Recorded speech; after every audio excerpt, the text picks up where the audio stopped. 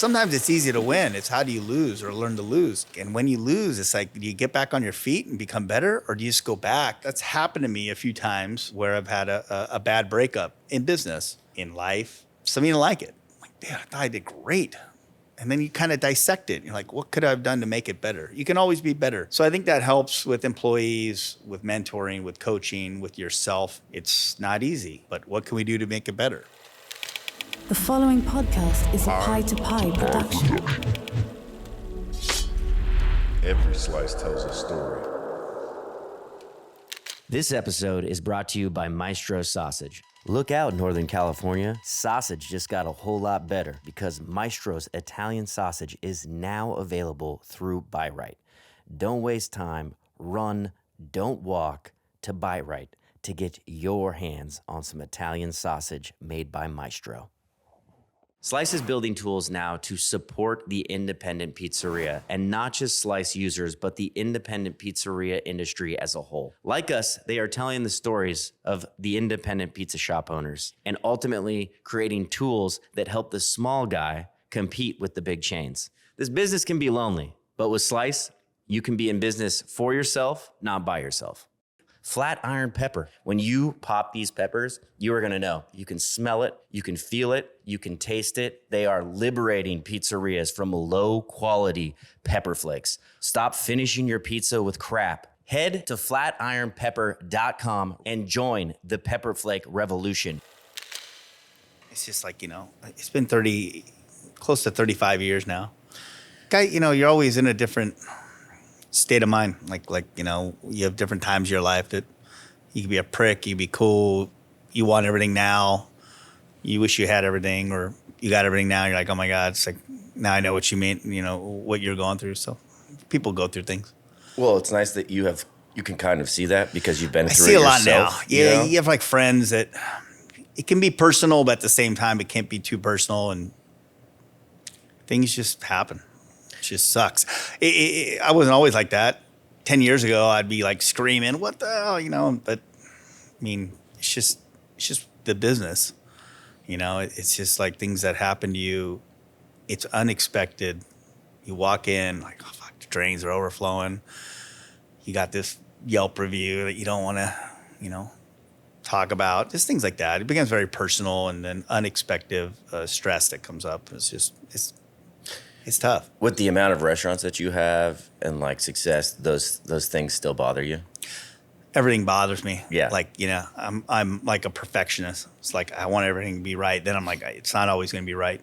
But it's 95% right. It's the 5% that when you walk into a place, like that's what makes it special. And that's the thing I always got to remember. It's part of expanding. It's the growing pains. Yeah. I mean, do I say, hey, do I ever wish I had one again only? Yeah, I do. Yeah. It matters if you wake up in the morning, you see if you have, I'm usually up for anyone, but usually in the day, you have 10 text messages, you're just like, oh my God, everything's falling apart. And there's other days it's like, everything's great. So it's like I just been gone for a while and I came back and I'll see what happened while I'm away. It's been 8 days, but you're going to, can I talk to you for a minute? Sure. Tell me what's going on. Yeah. And you'll hear the drama and everything. But, you're with your employees more than they're with their own families. I know. You're with them. There's bad days. There's good days. There's divorces, pregnancies, marriages, everything. So it's, it's like you live through it. And I'm not always chummy and happy. I got to act like it. Yeah. I got to smile, You're the guy. shake hands and kiss babies. But I go through hella shit. It's hard. When you get back from an 8-day trip, do you go and touch every restaurant? I can't touch every restaurant now, but I'm usually talking to everyone while I'm away. But Tony's, Capo's, Giovanni's, the Original Slice House, the bakery. I went in the bakery this morning. Yeah. The kettle's not boiling. I text my manager early. Good morning. We got always to love get those somebody to fix this. Yeah, I'm like, hey Shit, guys, how's everything going? Oh, shit, he's By back. the way, Yeah. we got to get this fixed. Yeah. It's just not boiling right. So. Yeah, I checked the bread, checked the sourdough bread today. You have the bagels. It's bomb. They're good. Yeah. Good? Cool. Yeah, they're good. Thanks. So yeah, I'll go through that. I'm tired as hell, but I need to make sure. I'll help open Tony's today. Capo's only is open at night, so I probably won't make it till tonight because we have a film noir event that's going on that I sponsor every year, and it's opening night. So I'll be there with my wife and son. But yeah, you kind of have to be on top of it. I looked at sales while I was away. You know, it's interesting. LA is kind of coming back.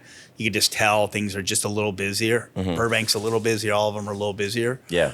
But man, at one time, it's like everybody was like just kind of stopped and. Well, you know, there's 2 weeks there where it's dead. Yeah. So you see comparables, and I'm like, oh, it's nice to see LA, Eastvale, Burbank, Simi, Thousand. It's just nice to see that kind of come back. With the Slice House thing, because those are all franchises, right? Yeah. But you're still looking at sales and stuff. You're still. I looked at all of them. Yeah. Really? Oh yeah. I have them all on my Toast app. I'm That's looking a at everything. fucking lot to looking look at at. Utah, looking at Castro Valley, looking at Folsom. Who had strong nights? Who didn't? How do those franchise the franchisee he's whoever he or she is, they're majorly taking care of that business though, right?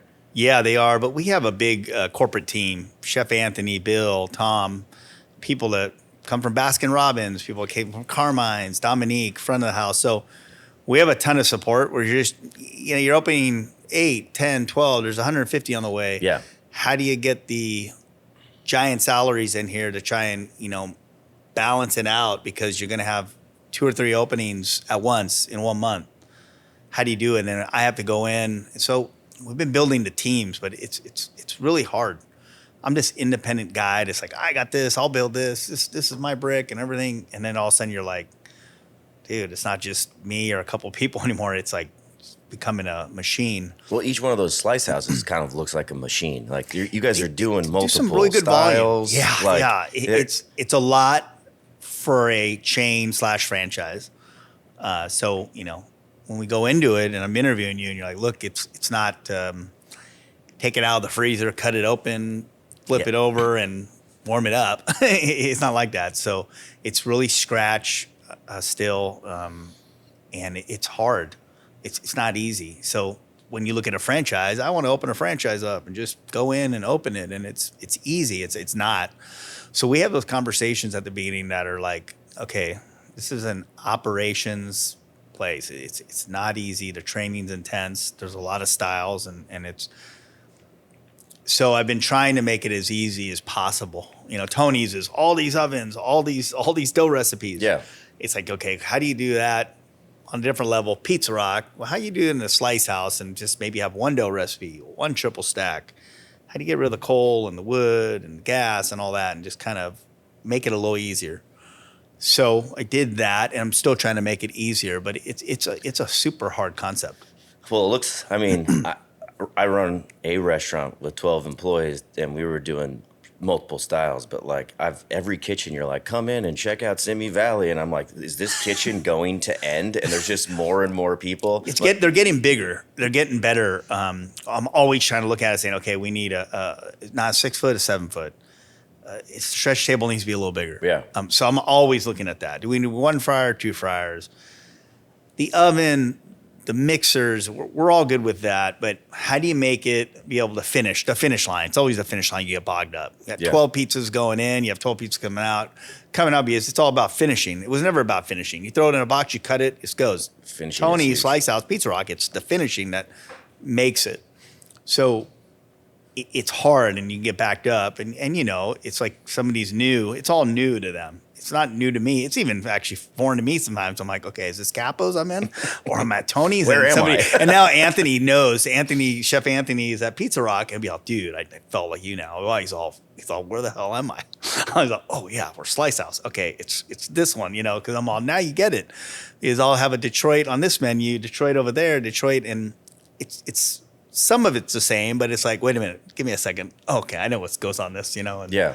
And it's a lot. So it's challenging, but we've been lucky that we've had some great partners so far. Well, yes, I love watching the videos and just seeing like how much laminated paper is on the walls. Like to me, like that's you got your policy, you got your processes. That's how people have accountability, expectation. It seems like to be dialed in. There's got to be a lot of training. We're adding more and more. Yeah, of it. And so like going into like the franchise model did you have to like step back and be like, all right, the training has to get even tighter. Yeah, we've had more corporate coming in saying we need more training. It needs to be better, and it needs to. So we're in the middle of adding and adding and adding, and there's layers now that I could have never done.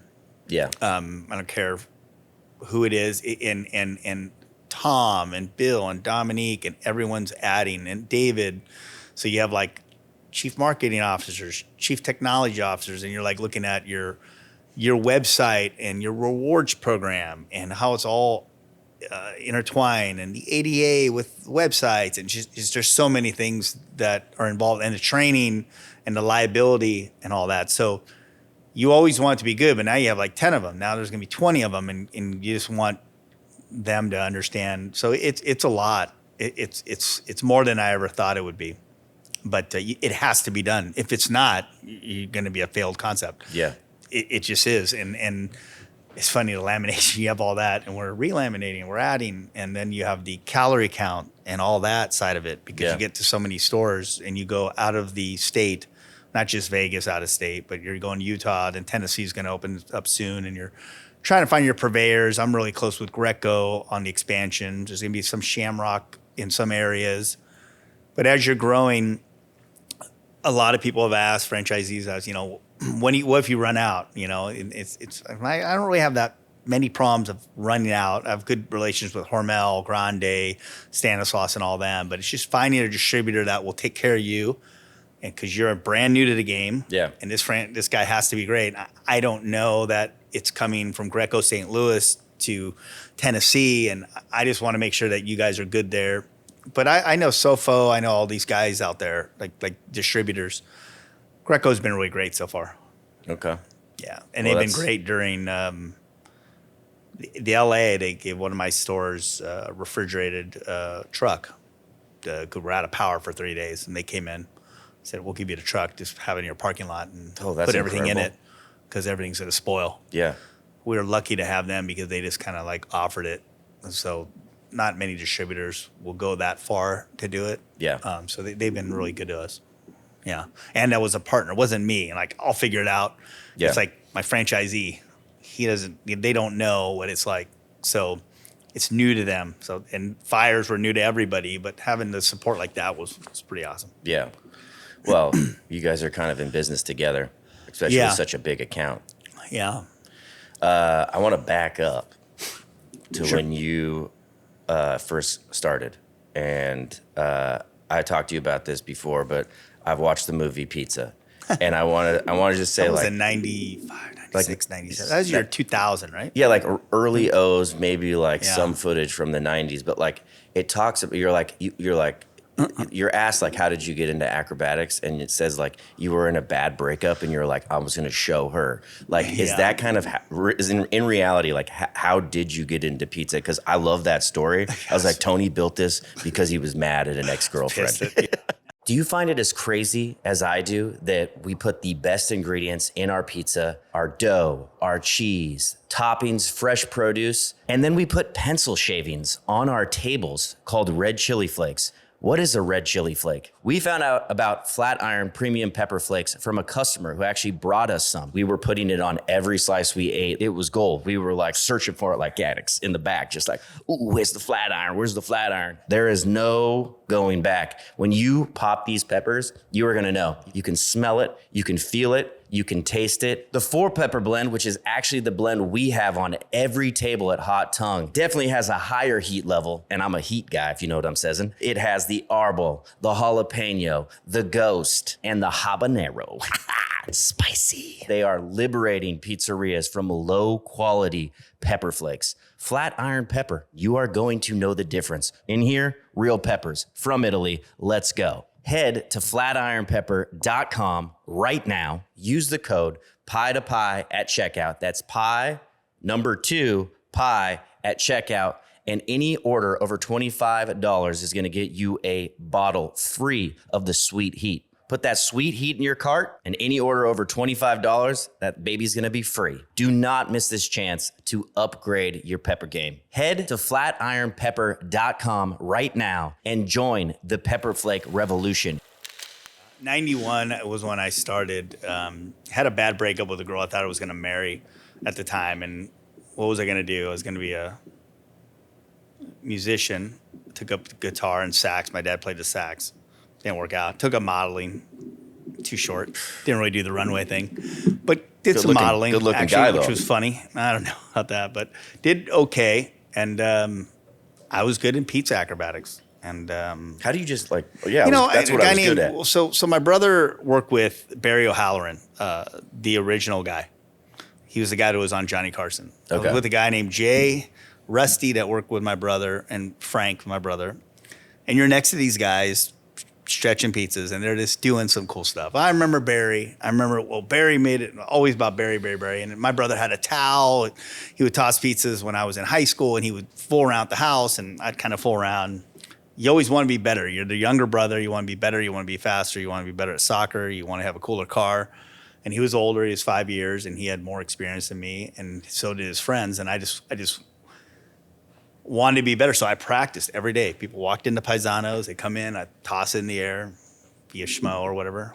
And then I had a girlfriend break up with me. I'm like, I think I could be good at this. And back then, it wasn't like you were instantly in a newspaper or something, but I practiced, and you're determined to, hey, maybe she'll see me and I'll be on something, or she'll see it, and maybe she screwed up, I don't know. It's one of those things. So I practiced, and I went in '94, and I went to Expo, and it blew me away, and I was like, whoa.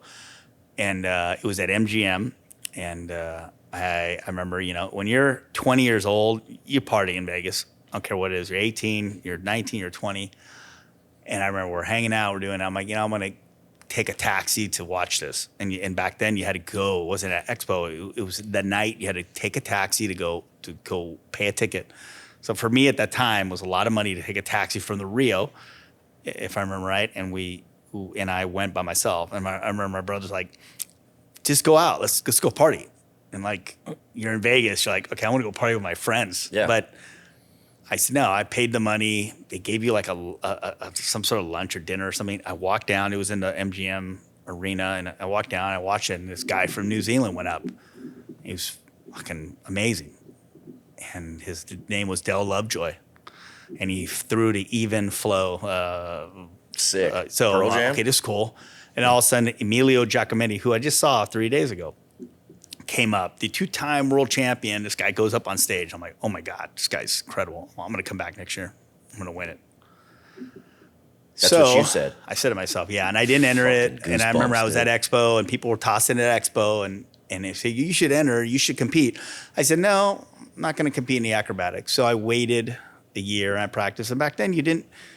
Maybe somebody video recorded it, but it was like a handheld giant recorder. I mean, you just had to bust tricks out. It was like skating. Yeah. It's like Tony Hawk trying to do moves. Like, okay, that's what it was. A whole year, you'd do new shit, and people would be like, okay, how did you do that? It wasn't slow-mo, and this is how he go. Okay, so it was really hard to become good back then.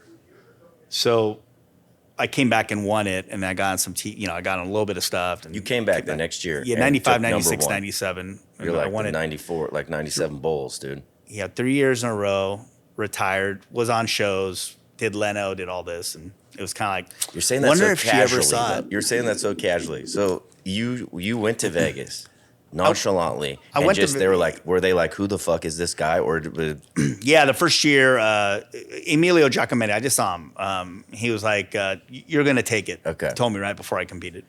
I said, no, you're the champ. And he's like, no, you're gonna take this. So he said that to me. And then the following year, I went against a guy from Thailand. He went against me, and he was amazing. That's when I toured Thailand with Thai acrobats. I was asked to go to Italy with the circus in Italy back in the day, and all this stuff. I was telling stories about this to people is in this Italy. is this all through It's just from this acrobat. You just go to the convention, Pizza Expo, and there's like CNN from Thailand's there, and China's there, and all of a sudden you get on some show, and you're badass. You're doing all this stuff, and all of a sudden like, come to China, come to Fuji TV in Japan. Like everybody's asked you to do stuff, and I'm like, I just make pizzas in Castro Valley. I'm like, And then I got a chance to do London, BBC. Got a chance to go to The Tonight Show was the pinnacle. it was kind of funny on that show because the year before I thought I was on Letterman. I was on Letterman. I was going to be on Letterman. I got bumped like 2 days before, and meaning I was asked to go. I told everybody I was going to be on. Gotta watch this, and I wasn't on. Dude, you're a liar. I go, no, I swear I was going to be on it. So then Leno, everyone's all Leno. The Tonight Show's here. I'm like, no way. I didn't talk to him. So I talked to him. I'm interviewing with him. When you're getting interviewed on a show, you got to be quick. You keep talking, boom, boom, boom. You can't be a yes, no. You can't be boring. So I said, can you do me a favor? Can you fax me? Can you fax me that I'm going to be on? Well, we don't do that. I'm like, just send something to me because I told everybody I'm going to be on, and I just need a fax. So I got a fax, and I still have the fax somewhere that I was going to be on, and I was going to get $200, and it was like nothing back in the day, and that was the show to get on. So any show that you're on ever in the future, if you make it on the Tonight Show, you made it, you did it. So it was easy to get on shows after that. Good Morning America, early show, anything. So I got a chance to go internationally and do a lot of cool stuff. And then I started going nationally, and that's where everyone says, well, where'd Tony's come from? All these styles. Well, dude, I did St. Louis. I did cancer camps in St. Louis. I was in Detroit doing a Dolly's Pizza. And you try this here, you try that there. You'd go to New York, so I was traveling and touring and saw Baton Rouge, and they used banana peppers in Baton Rouge and things like that. And so you started understanding ingredients and seeing regional ingredients. You just didn't Google it back then. So like there was times I was in kitchens and I was doing the festival, some Italian festival I got hired at, or I was doing Napix to North America. Is the income you're getting from acrobatics at this point? Like it was income, but it was nothing. It was like $200 for an 8-hour day. Okay. There was no but you're patches back then. There was no, back then there was nothing like sponsors. Like, you had to send a videotape. I was at mail boxes, etc. Art. Hey, Tony, what are you sending? I'm sending this letter and this video VHS to this guy. And who is it? It's a guy that is,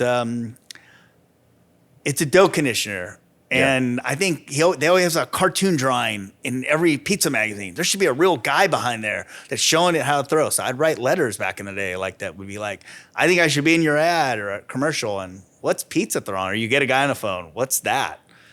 Okay, well, I'll send you a video. I'll send you a VHS. Yeah, and it's so lame. I know it's so ancient, dude. Old, but that's what I did. And there was no contracts, and there was no 1,000 a day, 1,200 a day, 1,500 a day. There was none of that like it is now. So it was just you would go and try and market yourself. There was no PMQ back then. Now there's PMQ, stuff like that. It was Pizza Today. It was Pizza Expo. It was one a year, and you go around and try and make the most out of that show and meet as many people as you could.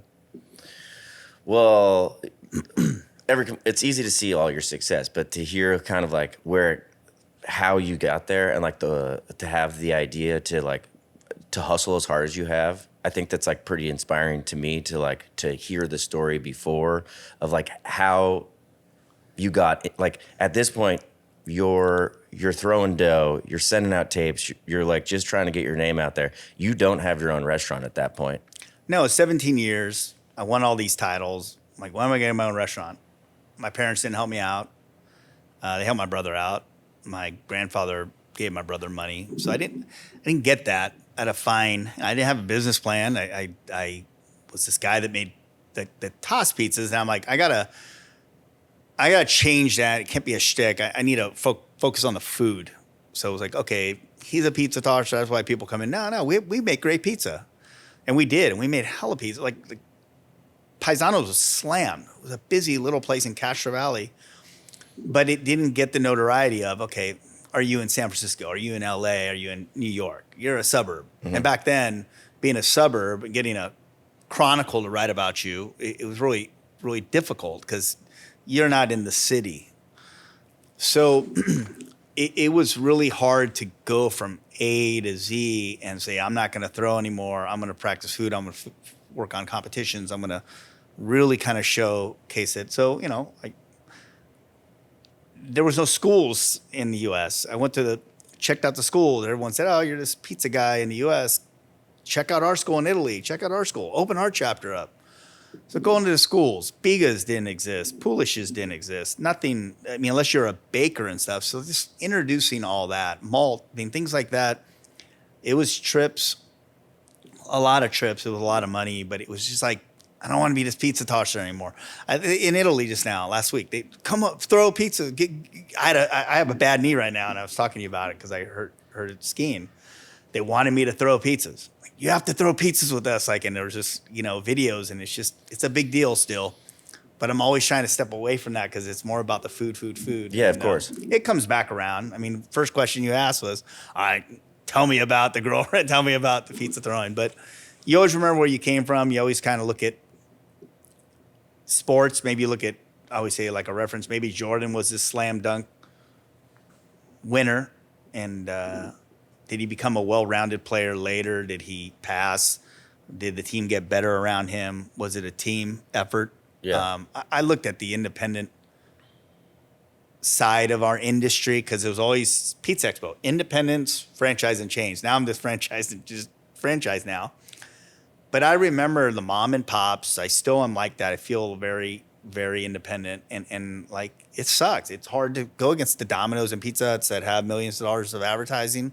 I've said that all the time, that we can't get that. We can't do that. It's different now with social media and everything. Back in the day, it's like to be on something was really valuable. Local news, local newspaper. And it's still valuable, but back in the day, it was something that was just us against them, and I still have that. And it's that little brother in me that wants to be better, and let's just show them what we're about. We're make better pizza than them. They may understand business better, but we'll always be better at making pizzas. Yeah, the market share is usually there because of the cost and the money that they have to put into advertising. And it was very much like that. What was the percentage that had come out in the magazines? The independents are 52% of the industry, and the chains and franchises are 48%. And it was kind of always be like that.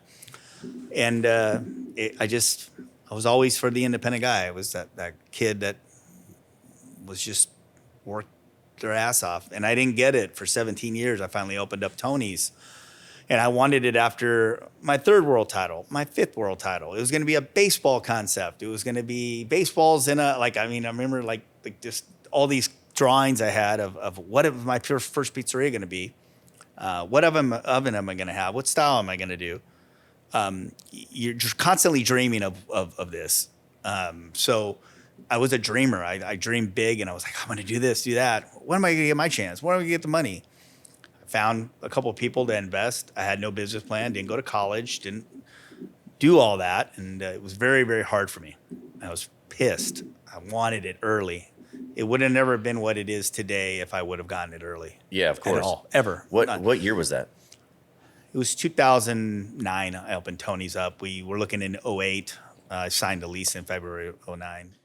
Some of us in the pizza industry might only know Slice from the online ordering app, which is still around, but Slice is doing a lot more these days. They're building tools now to support the independent pizzeria, and not just Slice users, but the independent pizzeria industry as a whole. They're telling the stories of pizza shop owners, creating resources, and ultimately products that help the smaller guy compete with the bigger chains. Slice now has an integrated POS system that's specifically designed for pizzerias. They're doing stuff like SEO, marketing, and full website build-outs, along with custom box pricing that you are going to get probably way lower than what you're paying for right now. They have a ton of resources for every owner. Buying power is a huge thing, especially when you're talking about big chains. And what Slice allows you to do is negotiate with suppliers and vendors to get a lower rate. That's what the Slice network allows. There's 24/7 tech support for customer care, and an extension of your staff is what they call it. This business can be lonely, as you all know if you listen to this podcast, but it doesn't have to be. With resources provided by Slice, you can be in this business for yourself, but not by yourself.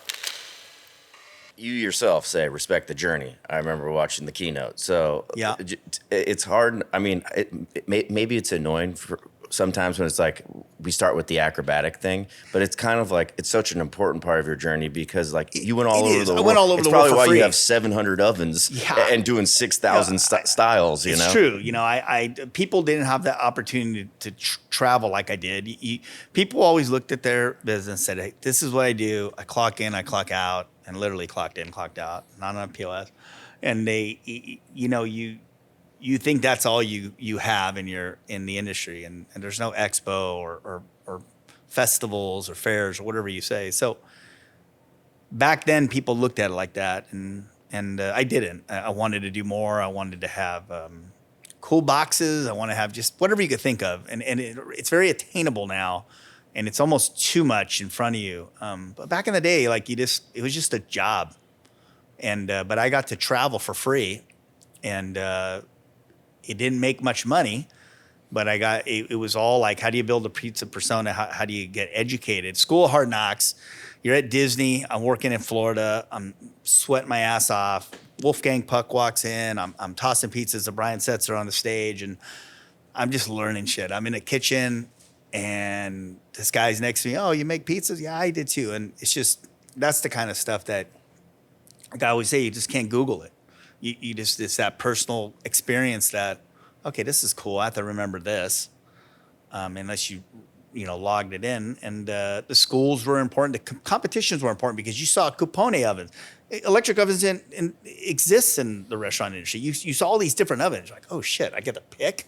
I don't even know how to work this thing. Yeah. And and they're screwing it up for you, or they're being cool to you. So what do you cook in your gas oven? So it's this learning curve that you're able to bring it back to the U.S. And the competitions were giant for that. I mean, like there's ingredients. There's people competing next to you. You're like, what is that? I've never even seen that. Yeah. And then it would arrive in the U.S. 8 years later, and it was burnt wheat. I was with Anthony D'Souza, badass pizza guy. Colorado. He's like, what's Petra? Like, I've never even seen it. It's, when they burn the fields, they get the wheat. It's totally, it's kind of an old thing, but their booth's giant here in Italy. And he was like, I've never seen that before, but I saw it 15 years ago, and it's kind of came and it kind of went. And that goes with styles like Roman, gluten-free. Anna won in gluten-free from Mercurio's just now. I told her there was never blends. We would come into the room and would be all like, you couldn't bring anything in. We bring coconut flour. We bring tapioca flour. We bring xanthan gum. We bring potato starch. And you have to make it in front of them. They'd read the labels and when you competed in gluten-free, there was no mixes. Caputo mix, Cinque Stagioni mix. It didn't exist. So you had to make it on the fly. And somebody put egg in it. They'd hate egg in it. It'd be yellow pizza. And they'd be all like, what'd you put in it? You don't need that. So there was, when I say School of Hard Knocks, it was fucking School of Hard Knocks. It was like, we'd be the first guys to compete in that. They'd laugh at us. They'd make fun of us. Like, look at these guys suck. But even though you sucked, you still learned something. And but with all this, with all of this, everything you've built at that point, and all the knowledge from traveling, didn't you go to Italy, compete, and win? And I won in cooking. I won in cooking. That's what I'm talking about. Yeah, they were like, who the 07. fuck is this guy? They did. I walked in and I thought I was going to get stabbed or shot in Naples in 07 with a very small U.S. team. Fran Carroll from Ireland. We had Canada. We're all at one table. And I won in Margarita in Neapolitan STG competition. Isn't this all kind of like setting you up confidence-wise? Nah, it's like any tournament you go into. You're always nervous as hell and stuff.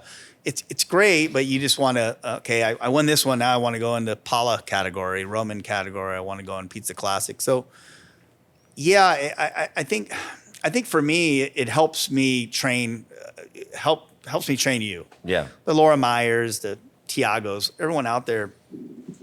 I get into a situation that I'm like, okay, how do we become better? It's in an oven. You get one shot. It's an oven you never competed in. You made your dough in your hotel 2 days before. Everyone hates your guts. You're like, how do I explain this to the judge? And it's good, or you think it's good, and they're looking at you and they just want you to say, pounds and ounces. Yeah. Internationally, they want you, what's the W of it? It's like they want you to screw up, and You get in an environment. Yeah, I could be in my restaurant and you're like, yeah, what do you think? It's great, Tony. It's great. Now I got 4 people in front of me that fucking, one from Japan, 2 from Italy, 1 from Australia, and you're trying to explain your pizza. And does it suck when they don't like it? And it's like, oh my God, dude, it sucks. But you become better. Yeah. Sometimes it's easy to win. It's how do you lose or learn to lose? My dad always told me that in soccer. So son, and he told my son that he needs to learn how to lose. Yeah. Like, and when you lose, it's like, do you get back on your feet and become better? Or do you just go back? The breakups. Do you just like go and get wasted every day and just say, this is my whole life's ruined? Or do you just get wasted for that one day and just say, you know what? Wake up and turn I'm around gonna and be like build better. an empire. And that's happened to me a few times, and where I've had a bad breakup in business, in life. Some of you don't like it. I'm like, damn, I thought I did great. And then you kind of dissect it. You're like, what could I have done to make it better? You can always be better. So I think that helps with employees, with mentoring, with coaching, with yourself. And a lot of guys out there saying, tournaments or competition's terrible. It sucks. Fuck them, all that. I don't look at it that way. Yeah, it can suck. And you have to talk.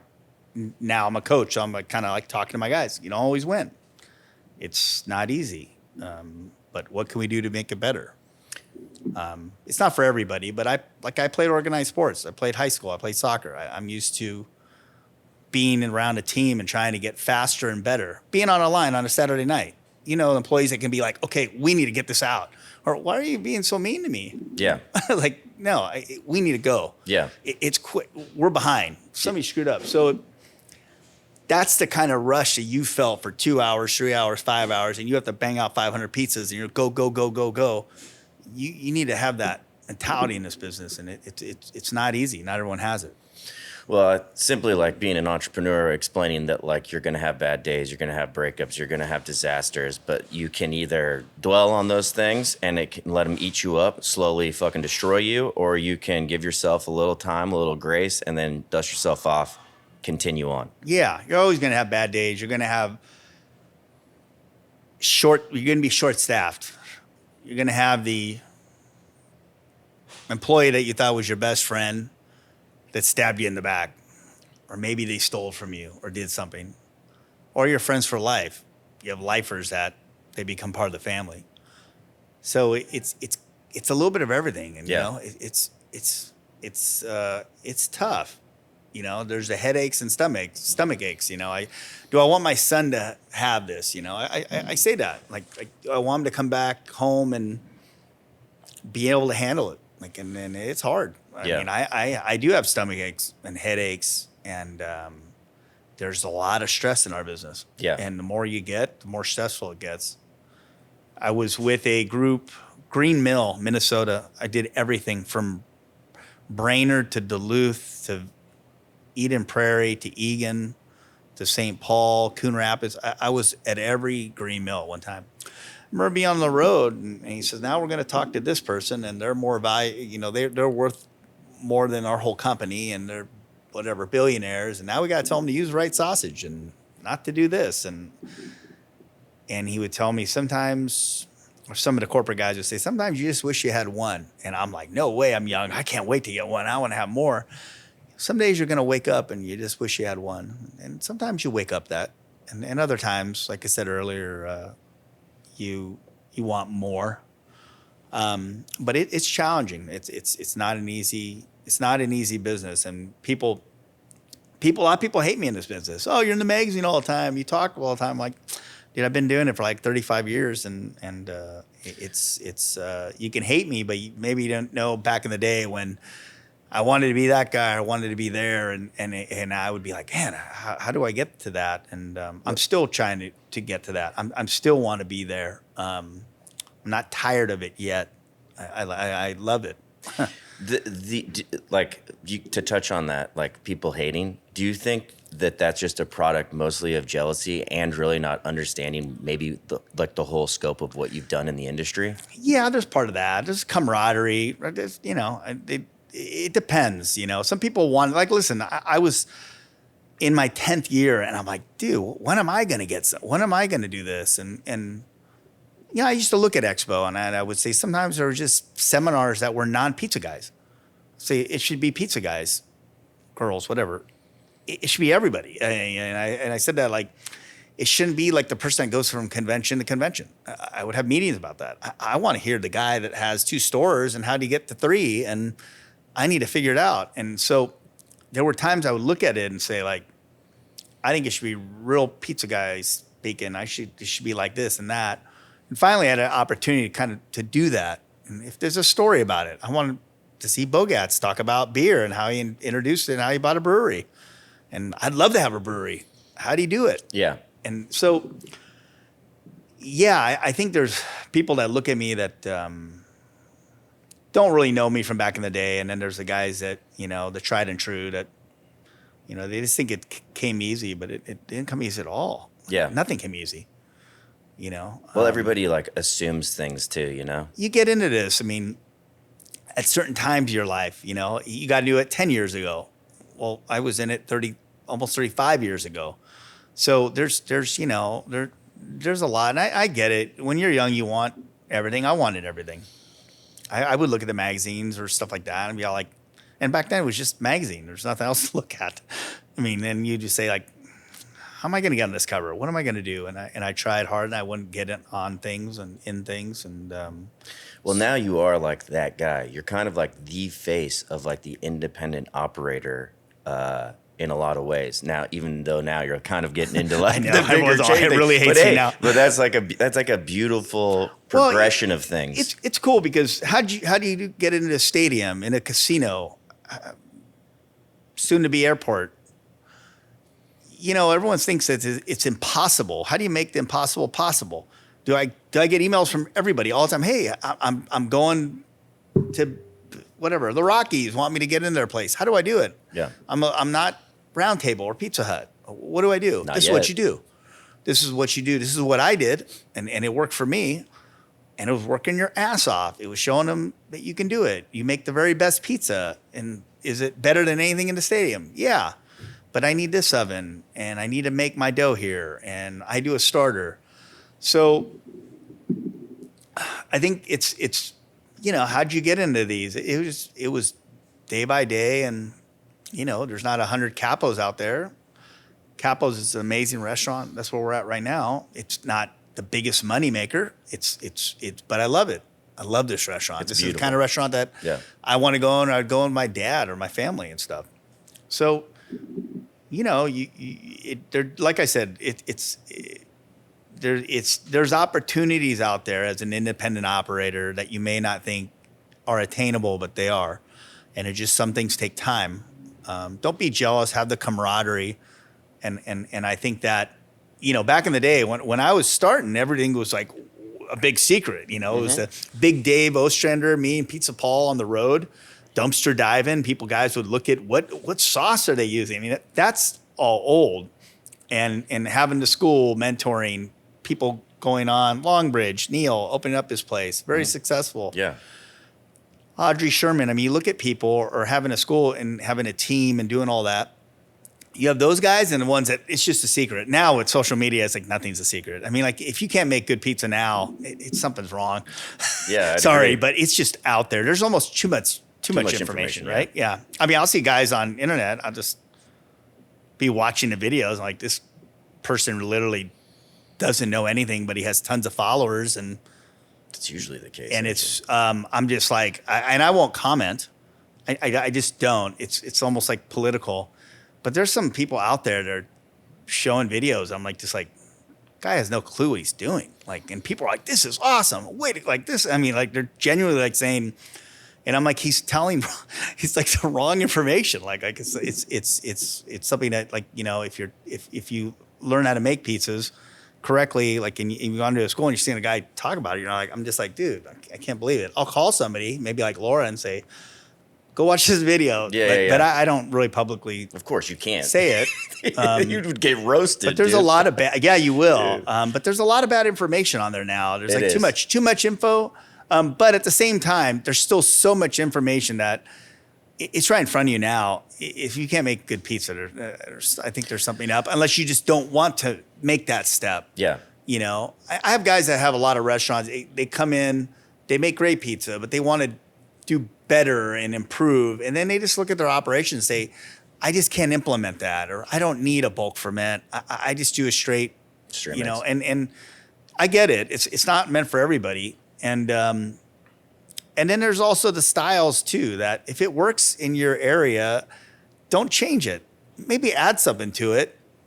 But just because you learn Neapolitan at Tony's and think it's going to work in, you know, mid-America, it just might not. So, you know, I always say, make what you want to make, but also make what's also working in that area, just in case it doesn't work, because it might not work. If your sausage needs aren't hitting all the right notes, then let Maestro lead the way. Maestro has been working closely with pizzerias for decades. They produce sausages designed specifically with pizzerias in mind. And you can tell their Italian sausage crumbles look like they were handmade in your shop, and they will taste that way as well. With over 80 years in business, family owned and operated, the family is incredible, and so is their product. It's quality sausage with quality ingredients. Click the link in the show notes. A classical masterpiece awaits you. Back to the show.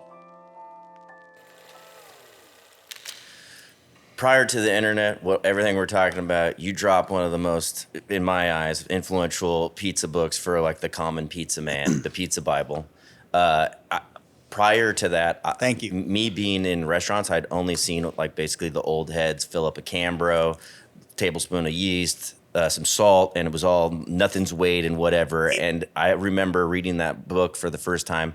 It has all the styles. You know, that's not really common at this point, too. I'm just seeing rounds and somebody put dough on a Sicilian tray and letting it rise. Well, I'll tell you why. You know, why did the Pizza Bible come out when it did and everything before that? Well, first off, a lot of the books were done by non-pizza makers, like cookbook writers. Yeah. Okay, get rid of all that.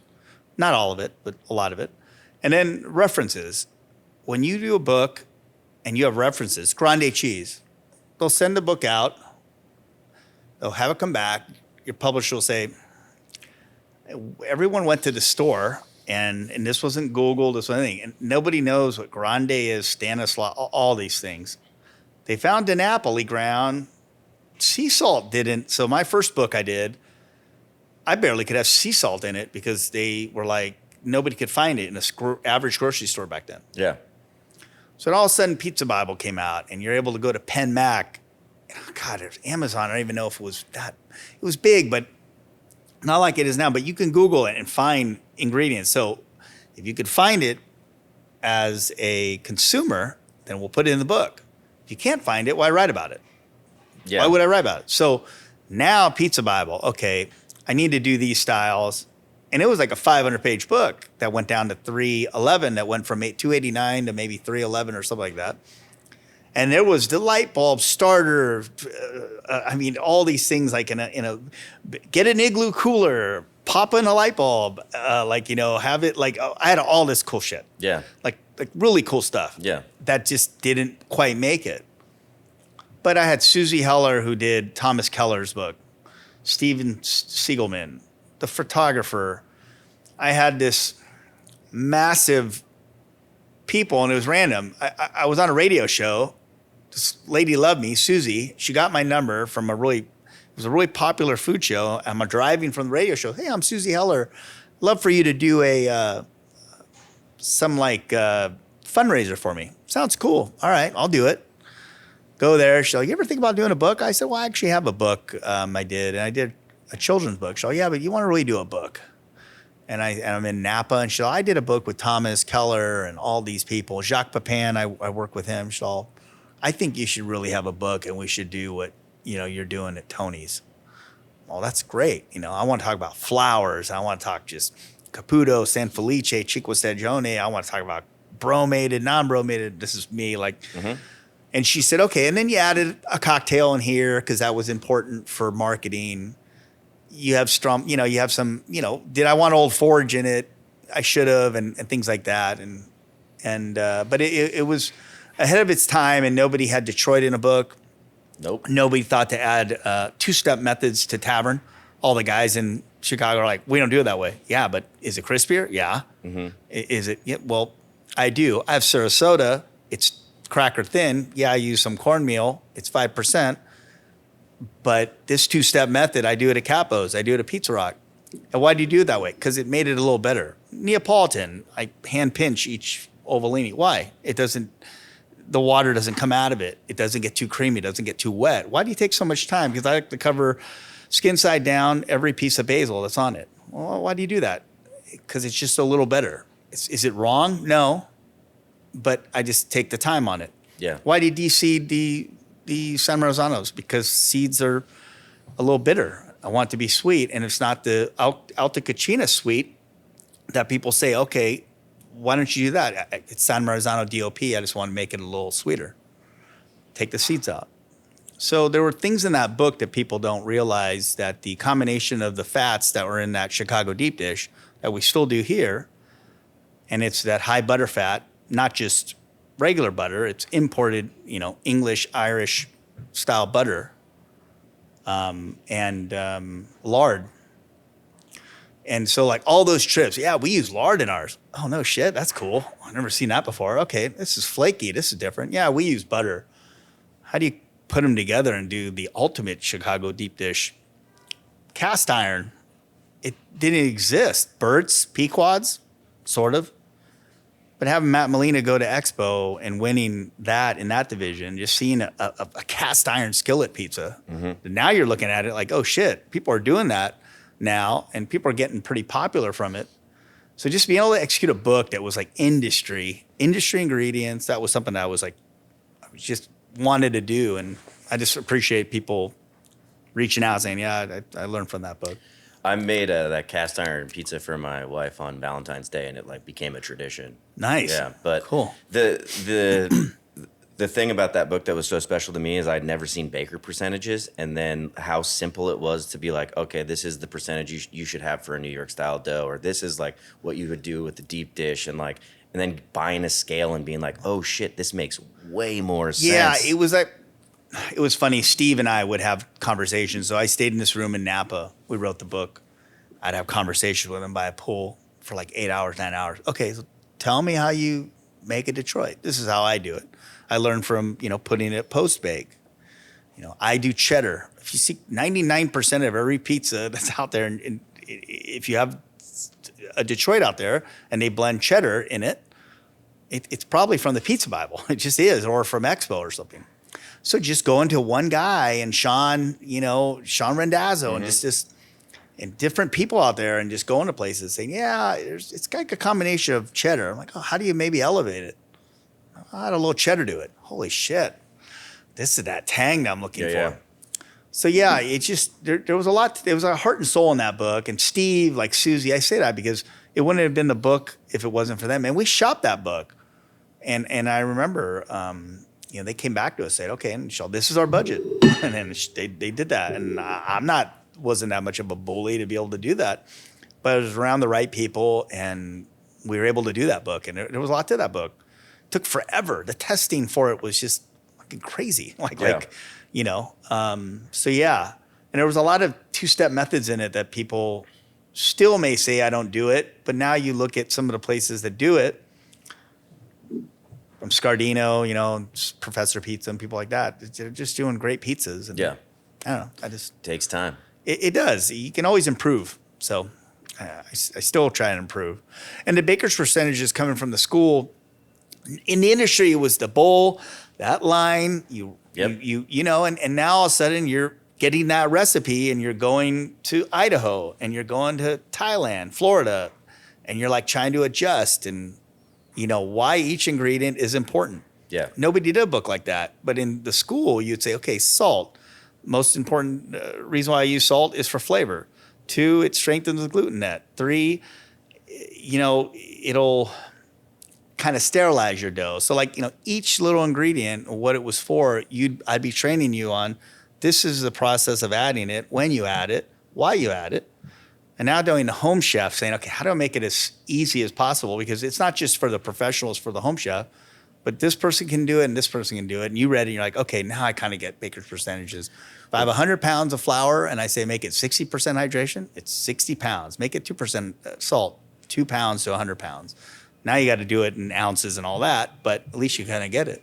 Well, the thing is that there's always been a how, but that book explained the why. And so everyone for a long time, everyone's like, what's your hydration? What's your hydration? I didn't even know fucking hydration was either until I read the book too. I want to back up again because your career is that big. You're talking about like, you wanted to be in the magazines. You you wanted to do this. You had the wherewithal to start a team and get sponsors, and that's a very entrepreneurial thing too. And what the World Pizza Champions is today is kind of like this very important thing in the industry, and people take it very seriously. Did you see it? Did you see that? Was that always the goal? Well, I started with the U.S. team. It was the dream team back then. Canada, U.S., never competed in Italy. I was this world champion. Never heard of the Italian championships. They would come to Vegas. They kept it alone. It was either the 8th or 9th annual world championship in Salsa Maggiore. We'll pay for you guys to come. So called it the dream team. Danny Wolf, Reagan's ex-chef who had Wolfies, me, Dino Ciccone from Canada. Called the dream team, went to Italy, was holy shit. It was giant. It was all about the competitions, not so much like Expo. Competitors from everywhere. 60 acrobats at the time, 50, 60. That's a ton. Yeah. There's still a ton. Competed in one, wasn't allowed to compete, was sort of banned in my 5th year of competing. And Steve Green and I, who had PMQ at the time, got together and breakfast, said, we got to do something, call it the U.S. Pizza Team. And then we did. He did the logos. We had outfits. I said, let me show you how to get sponsors. I was doing that earlier, and let's really package it and do it. And then we went on. I said, I'm going to leave this team and start World Pizza Champions. And Italy has 30 teams, just to let you know. Okay. Japan has 2 teams. Brazil has 5 teams. So when you go to Italy, it's Team Rome, Team Spain, all these different teams. So why can't there be 2 teams from the U.S. when the U.S. is bigger than everybody competing? So it kind of morphed into that. You saw the movie. Yeah, it seems like there's a bit more drama. We don't have to get into. It was a lot of drama. But it was that I saw a vision of getting bigger. Now we're a board. Now we're a nonprofit. Yeah. Now we have the John Arena Foundation. Now we have some major sponsors. It grew. I was 17 years the founding member and president for 17 years, I think, or 15 years. And then finally Mike Bausch came in, Nick Bogatz came in. We had a board, Laura Myers, Scott Anthony, Nicole Bean. And now it's becoming quite big, and we pick new members every year. It's gotten really big. Some members it's gotten too big. Well, when you weren't a member, you wanted to be a member, and it was never a question. But when you get on the team, this is too big. Teachers, entrepreneurs, you don't have to have 7 restaurants and be the badass person. I always said that, and not everyone's a world champion. Anthony B, Anthony C, Scardino, guys that never won back then. I loved you like a brother or sister. You had this something in you that I think you're going to be great. Mm-hmm. I just looked at you and said, I want you to be with me, and let's help each other. Yeah. And that's how it started. And it was Carlucci, Siler Chapman, Ken Bryant, Sean Browser. Those are the first ones. Michael Shepard and I, we were the first. I mean, and the competitions, I said, we're going to bring it back to Expo. We're going to make the competitions. We're going to fucking build it to be the best. And now LaMarca runs it with Jeremy. And it's, I wrote with Bill Oakley, and I wrote traditional, non-traditional. We brought in Pan Division. Now it's went to gluten-free, which ended Italian division, to what it was when I competed. And then it kind of fizzled out. And I said, let's just make it like Italy, and let's make it cool. So, and we did, and it's continued. And the World Pizza Championships are behind that. They're writers, they're speakers, they're competitors. Not everyone needs to compete. John Arena isn't going into competitions all the time and trying to compete. John Arena is an all-star, and it's great that he's a part of the team. And now we have the foundation for him with Parkinson's, and we're able to do that now. And I said, we're given to a lot of charities and stuff. Maybe we should have our own charity, and somebody that we know dearly, that I can tell the story, the John Arena story, as good as anything that I support. So let's have our own foundation. So I think you can do anything in our industry, I think, if you just put your mind to it. So. Well, yeah, you're a great example of that. I mean, because to see where it started, like, hey, you know what? I'm leaving this team. I'm gonna start this team. I'm gonna get all these sponsors, and then because it does help. It's like it helps other people's careers too, and it's kind of. It does. I went to pizza today, and I said, look, we met a meeting in New York. I said, I want to bring back the World Games to Expo. Okay, I don't want to get paid for it. We're gonna have a free booth. Give me a free booth, and I'm gonna sell merchandise. Mm-hmm. I want it for 3 years. I'll sign a 3-year contract with you, and I prove that it'll come back. That was 20-something years ago, and it's bigger than ever. And we did it for free. We had no contract. We sold WPC shirts. It was like, having a fucking lemonade stand outside saying, I make the best lemonade. I just want to sell it on the street. Don't charge me anything for it. I just want to put a little. It was very much like that. And I told my guys, just watch. It'll come. And they had patience. And I got to meet Seiler this summer on the Stanislaus Harvest Tour. And you can just tell, like you guys got stories, oh yeah, he was 17, 18 years old coming on stage. Oh my God. I do have to say, everyone out there, if you can Google World Pizza Champions Matrix routine, it is pretty sick. It was the team acrobatics. What's fun, and there's some Star Wars out there too. And it's stuff. Insane. Early in my career, it looks like the Discovery Channel did they did a special. On they filmed you guys. You're in full Neo gear and shit. So bad. Oh, it's so bad. It's like so. But people that love sick. Matrix and Star Wars, because we did Godfather, Star Wars, and you guys Matrix. Were playing around. No, we wanted to win. There was a lot of competitive. There was a competitive side of that. Who was going to be the first team to win in Italy? Yeah. So there was a lot of, we're going to be the first team to win. So seriously, it went from Matrix US Pizza Team to World Pizza Champions, Star Wars thing. So I think, unfortunately, like ego and all these stuff still kind of. I was on the U.S. Pizza team. I resigned. I just feel, I don't know. I resigned a couple, but people will say oh, they're gonna go to Tony's team. This is still a thing that does happen. It's not everyone's really, friends, but everyone worries. No, I don't. I mean, I don't look at it anymore. It was a long time ago. I mean, it was a really long time ago, and I don't look at it too much. We were with those guys in Italy just now, and it's great. I love Lamarca. I love Leah. Listen.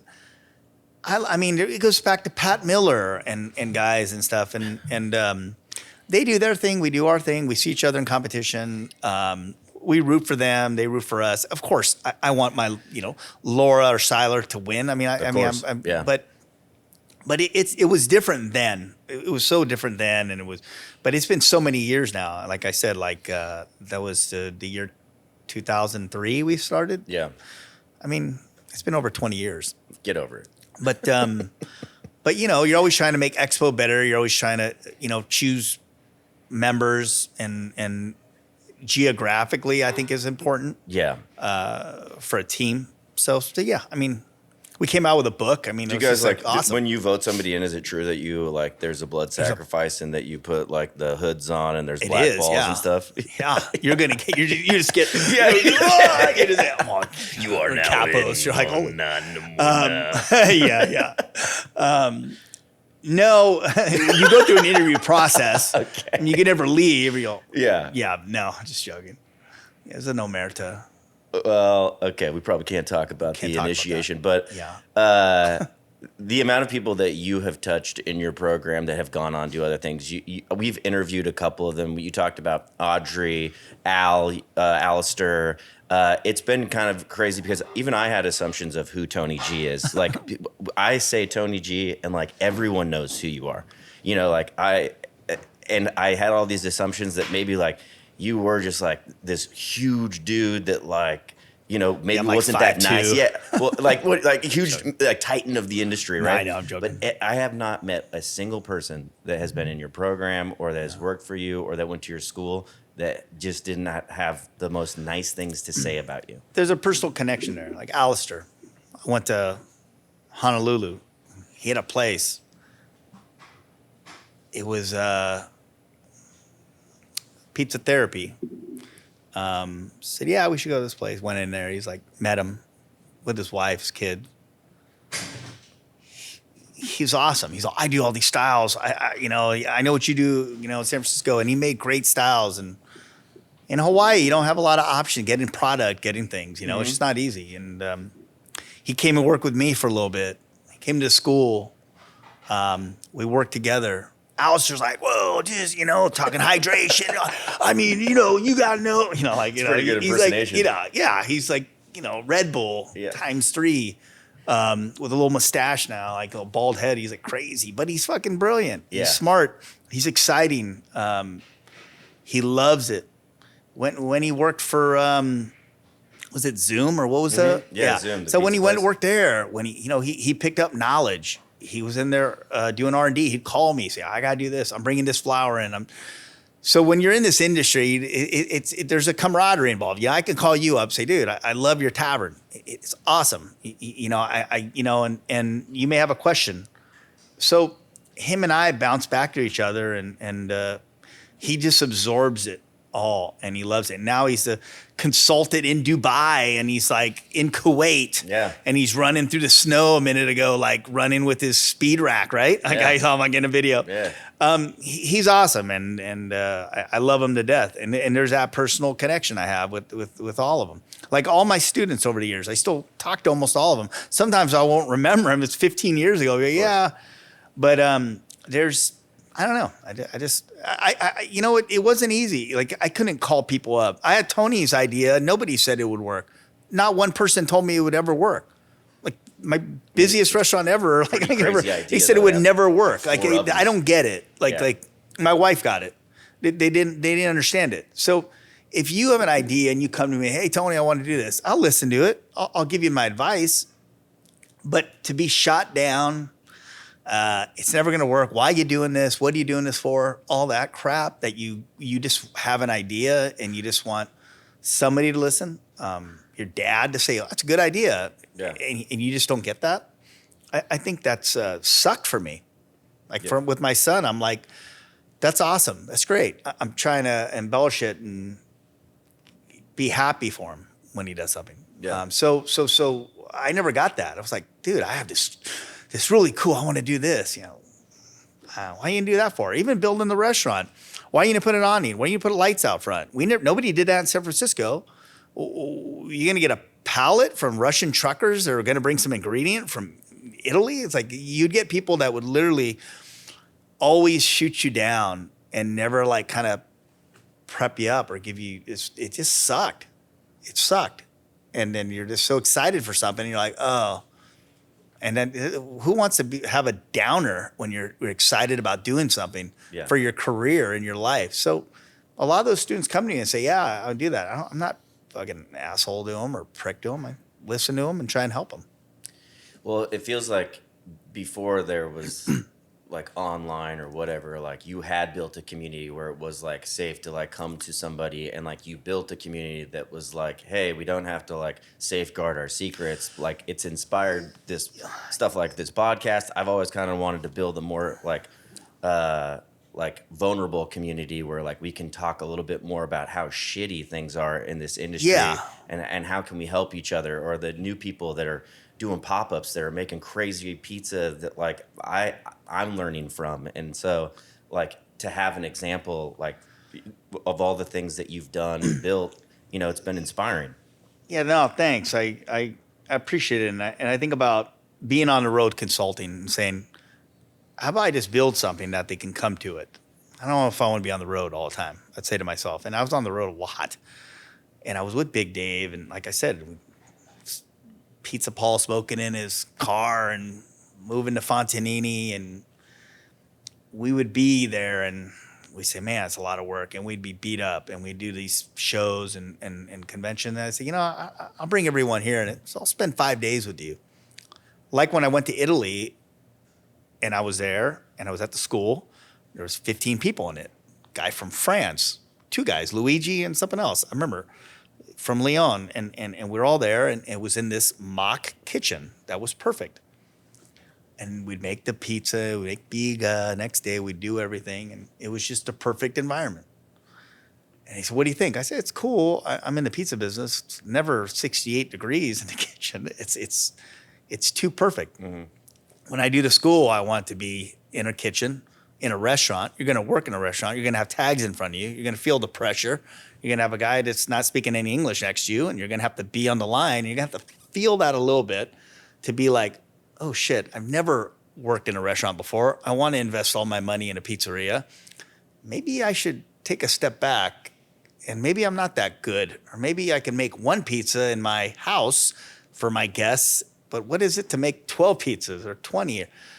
So they had to have that experience. And I think it kind of put on the brakes on some people, and some people said, okay, I can do this. Mm-hmm. And there's a lot, man. It's all of our money. It was my investors' money, whatever money I had when I did it. I was like sweating, worried about paying everything.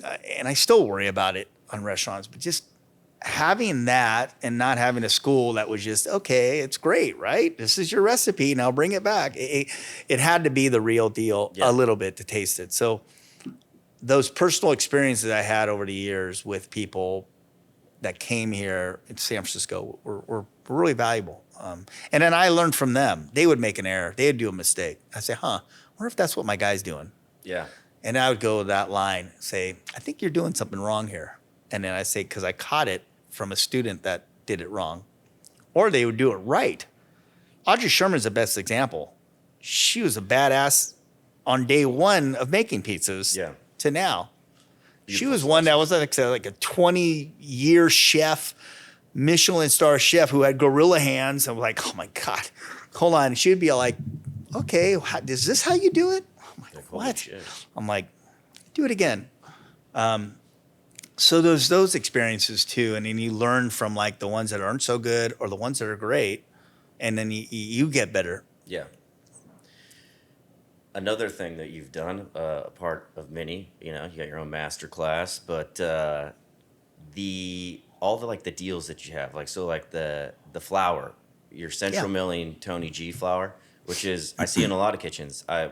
Tommy DOP, Brooklyn DOP was having a hard time getting your flour. I was like, dude, I bet if you hit up Tony, he'll send a helicopter. He did hit me up. I talked to him a little bit. I've been working with him on the side, and you've seen the 68% hydration, the 72, the 6, cooking at 570, 580, 610. All that. He's a good dude. He's great, and he makes great pizza. And now he's trying to do a new concept. Yeah, fast life. And some of the other guy, I can't say everybody that's using it. There's another guy, big guy in New York, that's doing it. Look, I love Power Flour. It was Fisher Mills, Pendleton, Fisher, Nicky and Keith, Central Milling. I said, I want a flour that's great in 24 hours. I want a flour that's 72 hours. Okay, we're bread guys. They would come back. I said, no, doesn't taste enough like all Trumps. It tastes like Justo's. And Justo's bread was, chefs came in, they would say, okay, I'm going to use this flour and this is what it tastes like. I don't want that flavor profile. I want that New York flavor profile. And okay, it came from a soft wheat to a hard wheat dude, we worked on it. I'm like, okay, it's really firm. It's like, okay, day 3, day 4, it'll absorb a ton of water. I want more hydration. I want over 65, not under 65, but I want a 65 to feel like 65, but it's 70. I was like, probably their worst. Like they're all like, how does that even happen? Are you like, yo, Central Milling, what's up? It's Tony G. I'm gonna no, it wasn't like that. Flour. I didn't have that back. It wasn't what it was. I went to Stanislaus once. I got to a point, and I have my own line that can't be sold to anyone. It's special. It's tomato magic, 20% more solids, Saporito blend. It's like all in it. It's like fucking like you can eat it with a spoon. It's like holy shit. Let me get one of them secrets. So the flour, they're just like, we heard you speaking, you kind of talk about, I had Tony. I said, it was like, I was teaching. I just said, okay, well, make it better than this one. And then we kept going back and forth. Keith's like those guys are geniuses. They're like, and to be, okay, in Italy, I know Antimo Caputo, Aggiaro, I know Cinque Stelle. When you go to Italy, you go to the booths, like, dude, that's Caputo. That's that. When you go to the General Mills, you go to some of these guys, who are they? Central Milling. Oh, there's Keith and Nikki.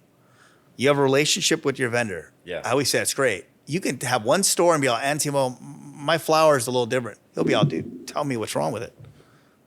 That's Italy. Yeah. That's the business in Italy. You go to Italy and you go to all those booths. In the U.S., it was like, okay, I was just a number. Nobody knew who I was. Yeah. Who gives a Mills shit? Doesn't care. So, and I was selling flour like left and right, like crazy. I would go help a guy and I'd be like, yeah, I'm going to bring in this. So we had a relationship and it was very Italian, and they're Italian. And it was like, okay, what can we do for you? And did they do tartine? And did they do bakery flours? Yeah. So how do they do a pizza flour? I don't want to be the bakery flour pizza man. Yeah. That's and like It's I pretty said, artisan, chefs do that. Pretty gangster It is. It is. But I didn't want to be that. Yeah. I want to be a Joe's Slice, Suprema Slice. I want to be that pizza. And there's a flavor profile that I'm talking about that you'll get.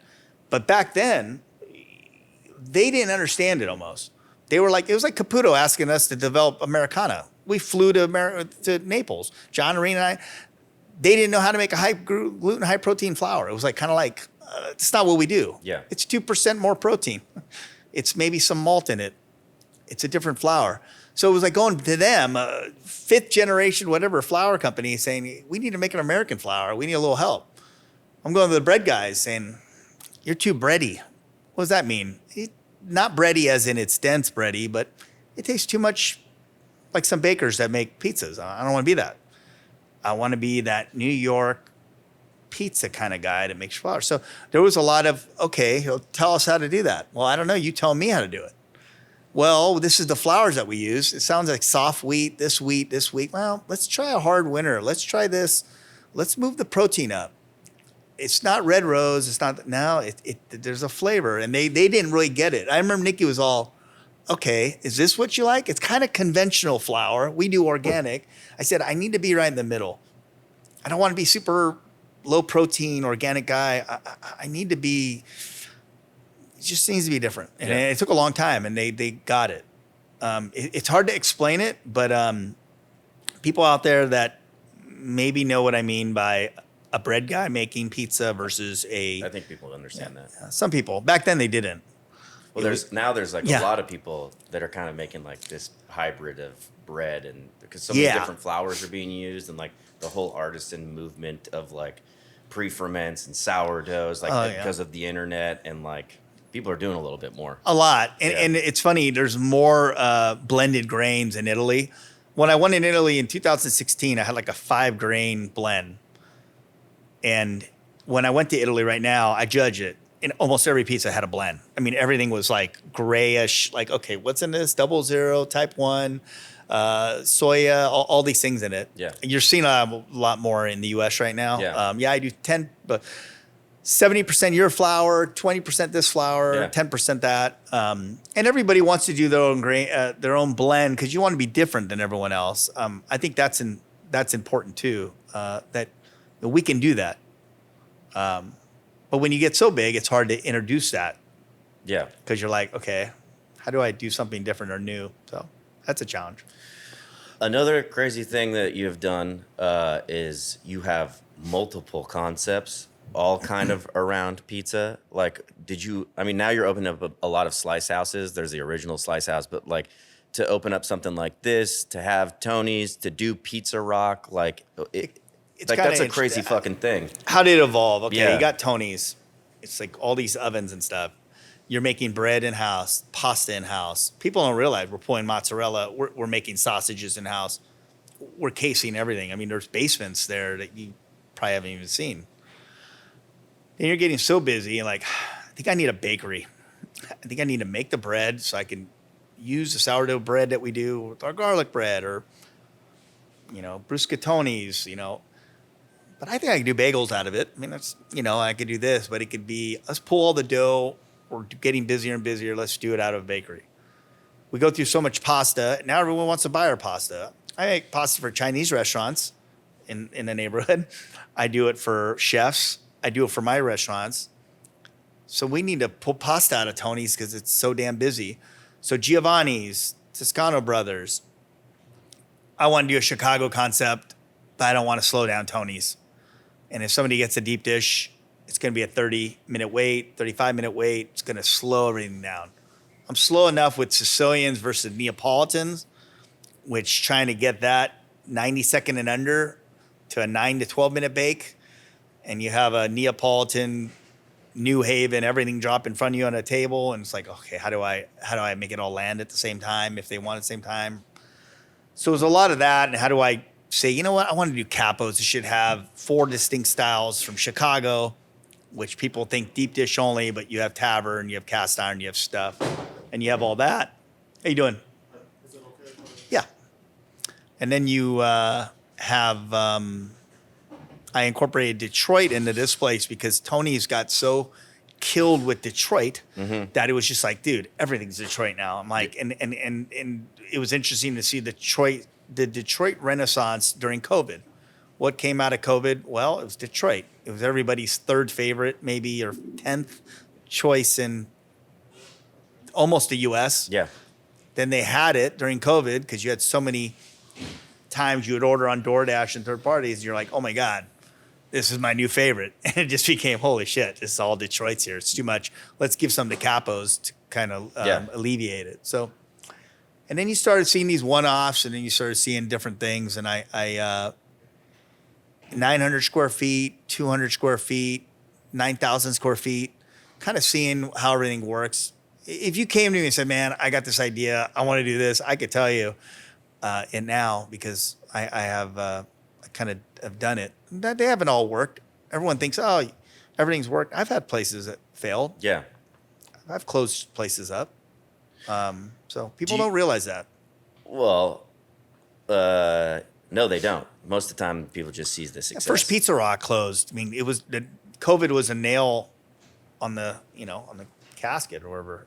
The first Pizza Rock? The Pizza Rock in Sacramento. So that was there before Vegas? Yeah, that Okay. was there. I don't know how long ago. 12 years ago. I mean, that was COVID killed that area tremendously. I had a Second Street Slice House for a while that didn't make it. By the ballpark, Giants were winning. Everything was great, and they started kind of to lose. And then 5,000 less a game, 8,000 less a game. People, give me just 300 of those people that might be less in my place, times X amount of days, and all of a sudden, wasn't a sellout. Yeah. And things changed. Yeah. People went out of business in that area. So a lot of people think it's just all win, win, win, go, go, go. Everything's great. I've had places go out of business. Well, do you have you must have some kind of huge team at this point. Like there's got to be investors because you have a massive footprint now, but for you to be like, this is what we're going to do, man. Pizza Rock is going to have a semi truck in it. That's George with an Carpati, aquarium. my partner, and I know, right? I know. It's like, dude, you're fucking crazy.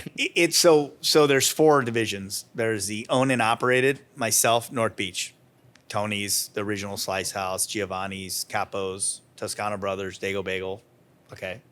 Then there's a franchise division, licensing division, and then some owned and operated partnerships.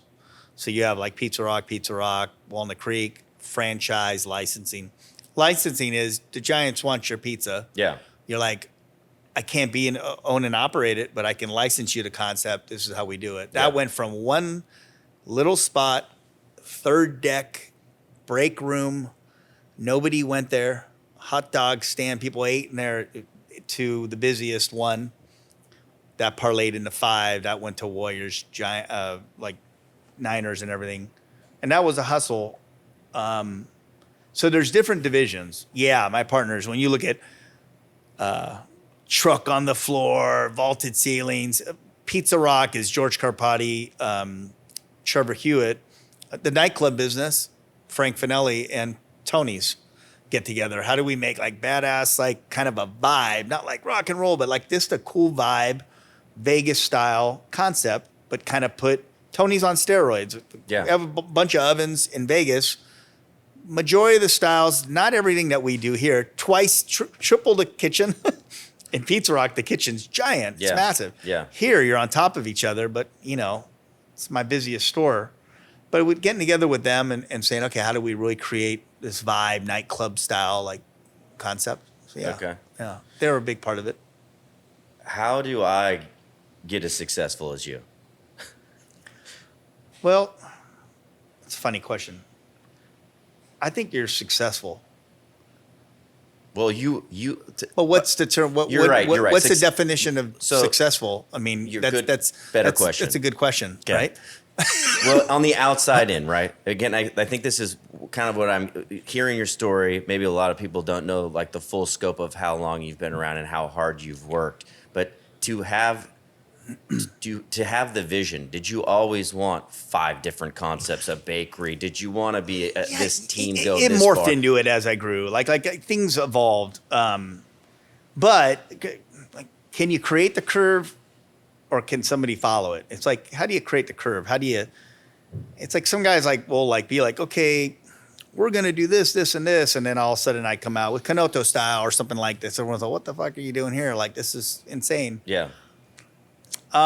Educating yourself, trying to you educate yourself every day. Every time you have somebody on, 100%. you're like, okay, dude, this is crazy. Yeah. I was in Sacramento and saw this guy doing his pizza there, and so you have to keep reinventing yourself because you could become old very fast in this industry, especially now with the way the internet is and just social media and everything. It's like all of a sudden you think somebody dropped it, but you're like, dude, that guy's been doing it for like days, or this pan came out. Well, they copied this guy in England or something like that. Yeah. But what's the definition of successful? Like, 1 is successful, 10 can be successful. It just depends on how you feel. Do you feel successful? Yeah, I'm fortunate, and and I thank God a lot and that's my mom kind of coming out there saying, make sure you thank, say your thanks before, you ask for something or want something. Yeah, you have to have that gratitude. I think what makes me happy is when I see the Ann Kims and people out there that came here and learned are doing well. Yeah. For some reason, that just, like I said to myself, I can win, but when I see Laura Meyer win, I'm like, fuck. It's like my son winning.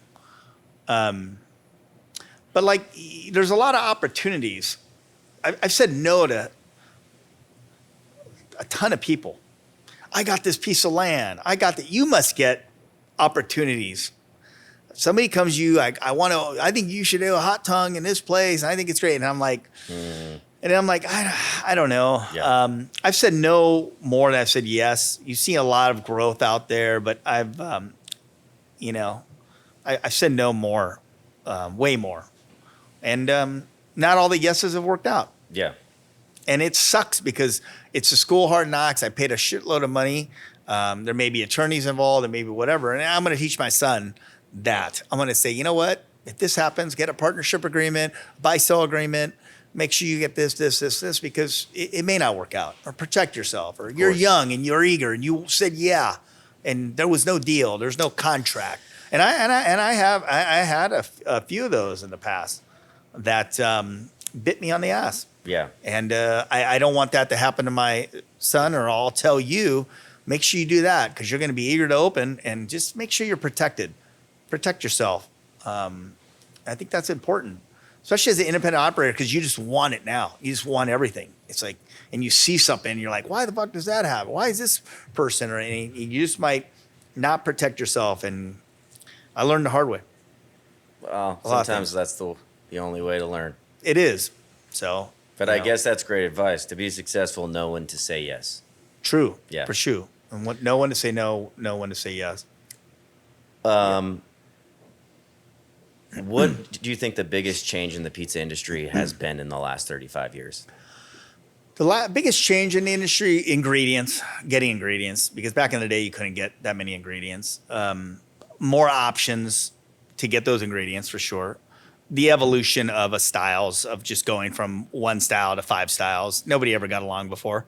Very much like baseball. Giants hate the Dodgers, you know, Yankees hate Boston. Nobody ever got along in the pizza industry. Nobody said, you know, Roman didn't, Neapolitan, they didn't like each other. New York hated Chicago. Now all of a sudden you got Tavern, you got Deep Dish, you got Detroit, you got New York. So the evolution of the styles that have gone, that are coming out, it's way better pizza now than it ever was. It's getting better. People are dropping knowledge. People are experimenting. People are practicing. You know, and like I said, the ingredients. So like, I was in Italy and I found these 2 ingredients, and I was like, whoa, this is new. Found them at the show. We don't exist in the U.S. I want to get you in the U.S. Smokovich was there. Laura was there. Who else was there? Mercurio, Michael. Dude, did you see that ingredient? I'm like, yeah, I'm trying to get it. What? I'm all, you can't get it in the U.S. And this is like a new ingredient, like Nduja, hot honey, whatever, that is like really great. It's like, fuck, it's just a little sprinkle of that. It looks cool. Yeah. So just to be able to get ingredients now are like crazies. You know, I'm like, yeah, I'll talk to Orlando maybe, or this distributor or that. So I think that's all out there now. But people are making just amazing pizzas. There's never been better pizzas in our industry now than before. Yeah. Ever. Yeah. You look at the LA scene. You could never say 10 years ago that, yeah, what was great pizza in LA? Mozza. I mean, there wasn't that many. It was Vito's, who I went out there and I had his pizza, and they have no cans. They won't tell you what they use. And he makes a great New York slice. There wasn't a lot of pizza, or 15 years ago, what do you want to say? Yeah. And now it's like, dude, there's so many. Yeah.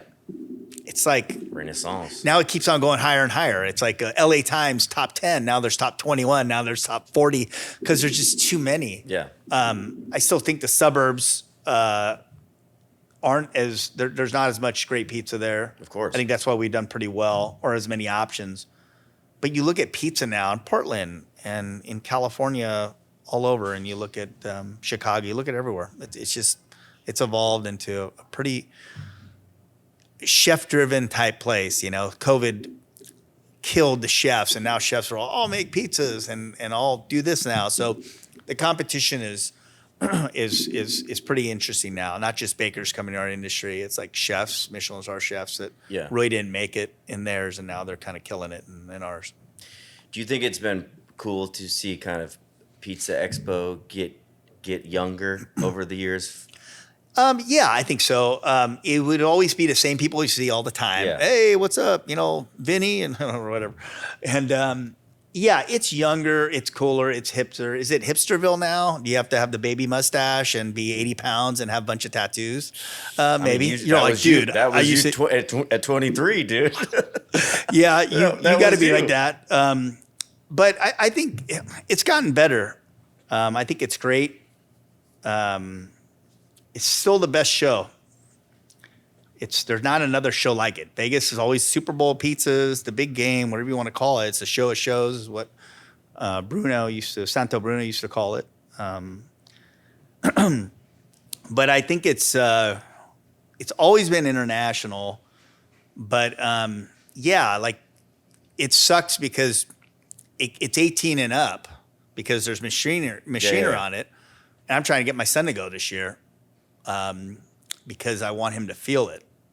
You know, we did a pop-up at Don Michele, and I got him out of school for a couple of days. He's working. Yeah. He did the pop-up in L.A. and Hollywood, and he was just the greatest thing ever. Not forcing him to be in the pizza business, but when you're a pizza operator and you step into Expo and you're like surrounded by people and you're just like, this is fucking cool. and there's a camaraderie, and there's competitions, and there's booths, and there's Caputo, and there's Hormel, and it's just, you're trying new things, and you're just getting all these ideas. You get back to your restaurant, you're like, okay, what do I do first? Yeah. You know, it's a lot of information, but at the same time, it's pretty exhilarating to feel that. And I've always felt that from the first time I stepped on that show floor. I was like, dude, it was exciting. Yeah. And not every industry has that. Of course. You know, and to feel that. And I always say the pizza industry is just different. Sorry, it just is. And people talk about shows. Well, go to Pizza Expo. Yeah. It's different. Yeah, but I do this show. I'm like, there's nothing like it. You got like outfits. You got you got everybody. You got New Yorkers, East Coast, West Coast, and Well, pizza people they're. I mean, I think it's the best industry ever. I mean, Totally. And it's kind of people. I'm like, should I go to Expo? It's like, dude, listen, you got to experience for the first time because when you walk in, the carpet's red. You can smell kind of like everything that's cooking.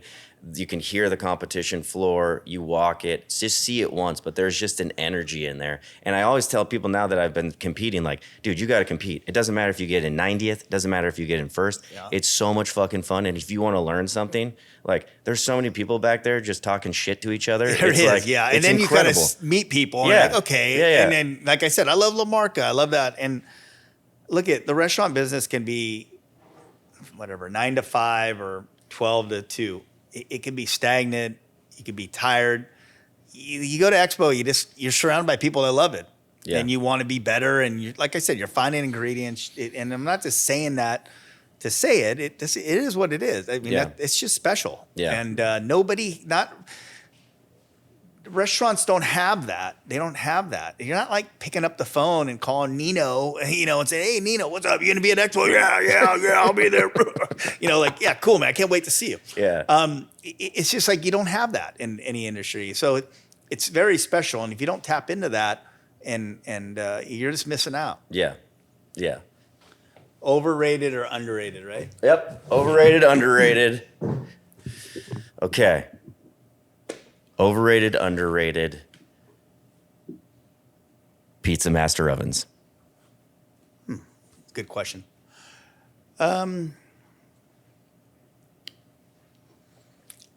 I wouldn't say they're underrated or overrated. It's hard. That's a hard one because they're great ovens.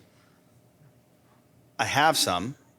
I have Capone. I have actually Every oven. almost all of them. Yes. Like Capones, Matadors, Marafornis, and so I would say maybe electric ovens is a better. They're 5 years ago underrated. Now that's a hard one actually because people call me up all the time, and I know I talk a lot here, but they say I got Marsal's or Baker's Prides, and I'm thinking of switching. Well,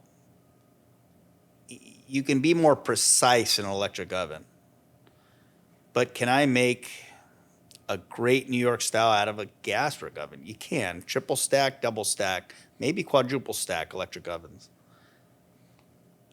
Detroit's Neapolitan taverns, different, the BTUs on it, versus the amperage. So like, I would say maybe they're still a little underrated, maybe, but the industry's kind of caught up. Okay. There's a lot to that question. That's a tough one. Pizza Masters are amazing ovens. Light bulbs go out a lot in them. Yes. I have had a lot of these ovens for a very long time. They're like, what's the longevity of it? Capone I've had for 15 years at Tony's. We're the first ones to kind of have it almost in the U.S. It's come some maintenance here and there, but it's not a thermal coupler that goes out. Any plumber can work on it. I got to call an electrician that specializes in this specific. So there's a lot to that question. So we're going to go with. Right now, maybe a little overrated, maybe. Okay. Well, because you use Marafornis, right? I use them all. They're all great In ovens. sli- They in always sli- say in like, slice hey, I want to houses. get this oven or this oven. They're all great. Yeah. They've all been great to me. They're all going to be great. If you to put the wrong, to TG. if you put, shit in the oven, shit comes out. Yeah. You got to know your oven. Yeah. You got to understand electric. I love electric ovens. I have them in all of my slice houses. Yeah. They're in almost every restaurant that I have, an electric oven. I've had great success with all of the above. Pizza Master, Capone, not so much WP to Matadors, not as much, and Marafornis. All three of them I've had great success in. I've always been a cheerleader of them, and I was one of the first to be. I have been. Okay. And like I said, when you went to Italy for the first time, choose electric, wood, and then a little bit of gas. It was all electric. And I was like, I remember being there in the year 2000 going, electric, what? Usually, be all like, poor guy, he couldn't get gas, he has to get electric. Not in Italy. So they were building Lamborghinis and Ferraris, and all of a sudden they came here, and everyone's all, we don't know what. I'm a gas oven guy. Yeah, I was teaching on them forever, and people would do them, and it would be next to a gas oven. A Marsal would be right next to it, and it'd be a holy shit. It's like, this is faster and almost better, and it's hotter, but you just need to know how to work it. Well, somebody told us that Jeff might have had the first pizza master in the United States. Which Jeff? Sorry. Jeff from Pizza Hacker. In 2013, didn't they have Maybe, but Coupone was here before that. electric oven? Yeah, Coupone Electrics. Yeah. I had in 09 because I competed on it, and that's what you competed at the World Championships. Coupone was here first. Then Pizza Masters came. Mara got into the game. Then there was like Lang and Pauline and others. Bakery ovens. Bread guys were doing them. Yeah. Not going in and out, in and out, in and out. In 45 minutes, out baguette. Not in. All of a sudden, like, wait a minute. This is way a lot more action that we've done in electric ovens before. And then all of a sudden, bakers kind of started doing it. And then all of a sudden, pizza guys were like, shit, I use it in the competition. And that's how it came about. It's the schools. Yeah. They're always in the schools. It was in my school. I got to be careful what I ask you because, Well, no, because it's I like- know you have sponsorship. Like everyone, No, usually but when I play like- this game, I don't. Like people I don't said, have I love Pizza sponsorships. Master, Mara Forni. I'm usually pretty honest. I have them all, and they've all been great. You Yeah. just need to know how to use it. Yeah. Guys that bought them say, dude, this is terrible. You know how to use it. You got Yeah. 3% malt in your dough. You're running it the same as your gas oven. You got an element on top, element on the bottom. You have a open flange that's closed. I mean, you just don't know how to use it. Yeah. It's like I just gave you a Ferrari, and you're like been driving a Pinto your whole life. You're like, holy shit. Yeah, you're still driving the 7 speed. I don't know how to do this. Ferrari, You're just tearing it up. So it's very much like that. If you know how to use it, you can make the best pizza in the world out of it. Okay, well, Long-winded question That was great. answer, but That was it's great. true. It's super true. And guys, like I said, 30 years gastric oven, use it at a festival. I'll never use this oven again. It sucks. You just don't know how to use it. Yeah. You don't know. There's overrated, underrated slices. underrated, but right now, I mean, look at the Times finally jumped on it, seeing where it's headed. Like I said at Expo, not in the last keynote, at a keynote, and I said, there's going to be a new renaissance of slice concepts coming, and it's going to be with chef-driven ingredients, meaning, burrata, all this, The post-bake, all Ladon this stuff. Yes. I like how you said Ladon industry, Blue Industries. Yeah, but when you look at Suprema, kind of where they went, when you look, Frankie does a great job, but you got to look further than that. It's like I talked about this funny thing, random thing is I've done 3 keynotes at Expo. I think it was the Flexing. second one I did, but I talked about it. And I said the Sparrows of yesterday, it's going to be a new renaissance, and it wasn't a renaissance yet. There was no Mama's 2. There was none of those yet. Yeah. So that's coming big time. Slice concepts are giant right now. Everybody's going to be opening them. I know 7 guys are going to open them this year. New ones have never done it before. So it's exciting because now you can get a gourmet slice. It might cost $7, $8 now. But you never looked at that 20 years ago. It was just pepperoni, cheese, mushroom. It was very simple. Now there's all these vodka sauces and everything like that just, it's exciting because I'm in that game too. And it's exciting to see people paying money for a great slice. It's not the dollar slice game anymore. It's beyond that. People want good quality slices. Okay. Overrated, underrated, baromated flour. Oh, if I say it correctly,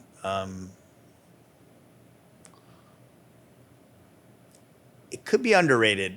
Let me kind of explain that one.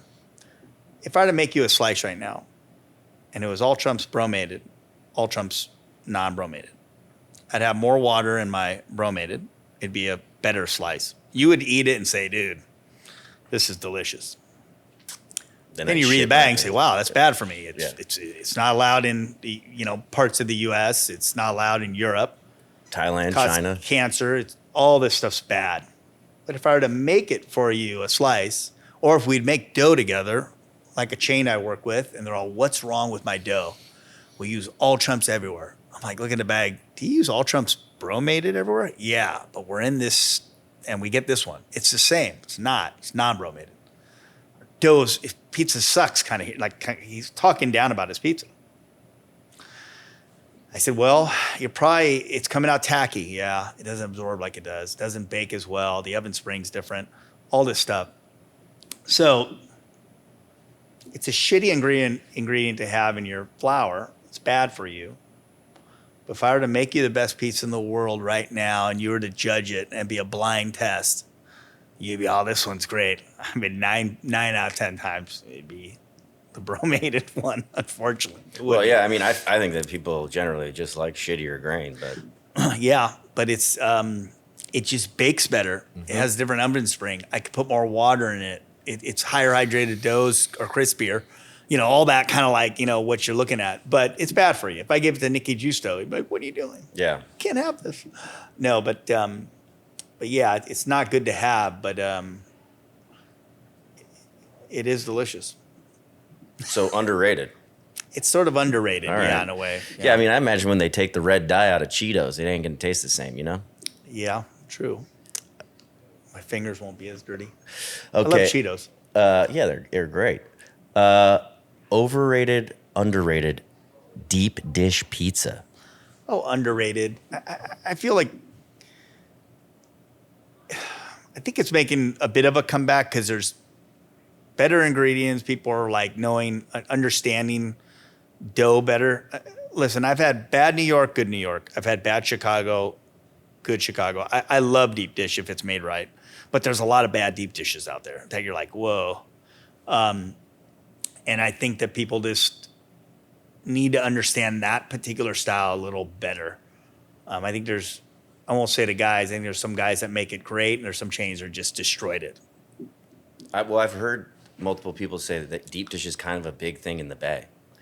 It's okay. Zachary's is giant. I mean, yeah, that's Zachary's. That's the place. Yeah, Zachary's is great. I love Zachary's. Those guys are awesome. The pizza's great.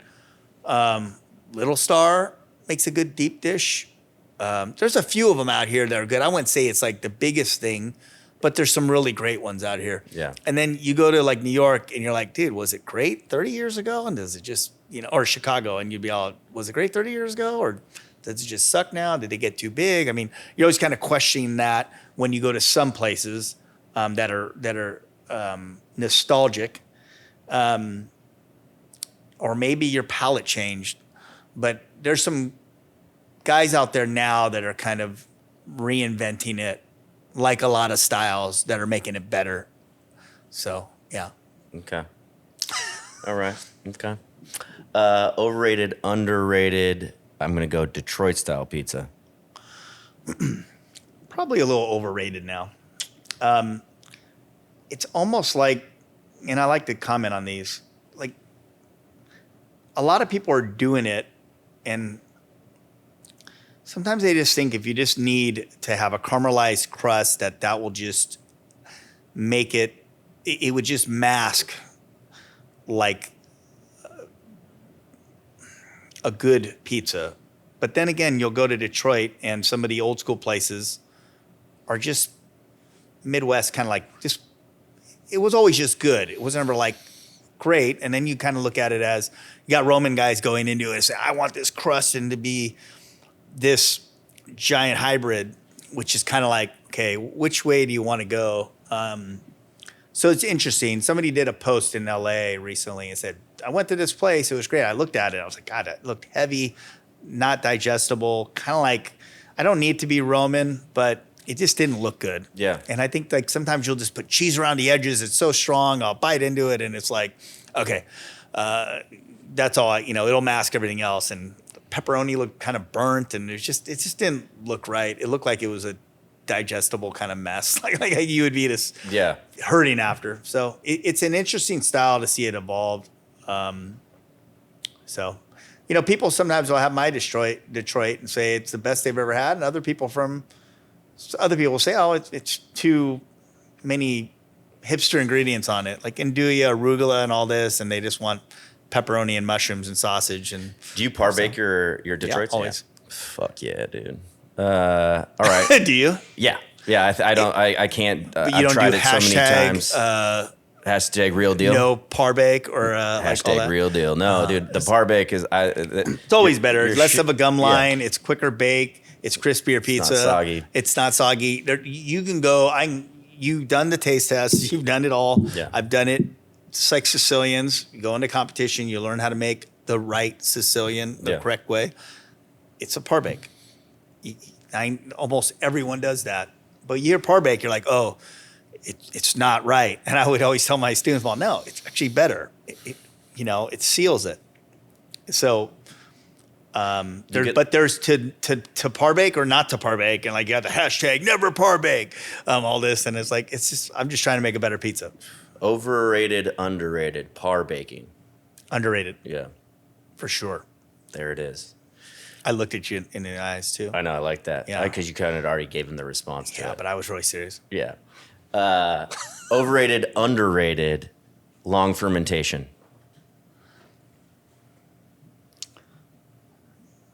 It's overrated.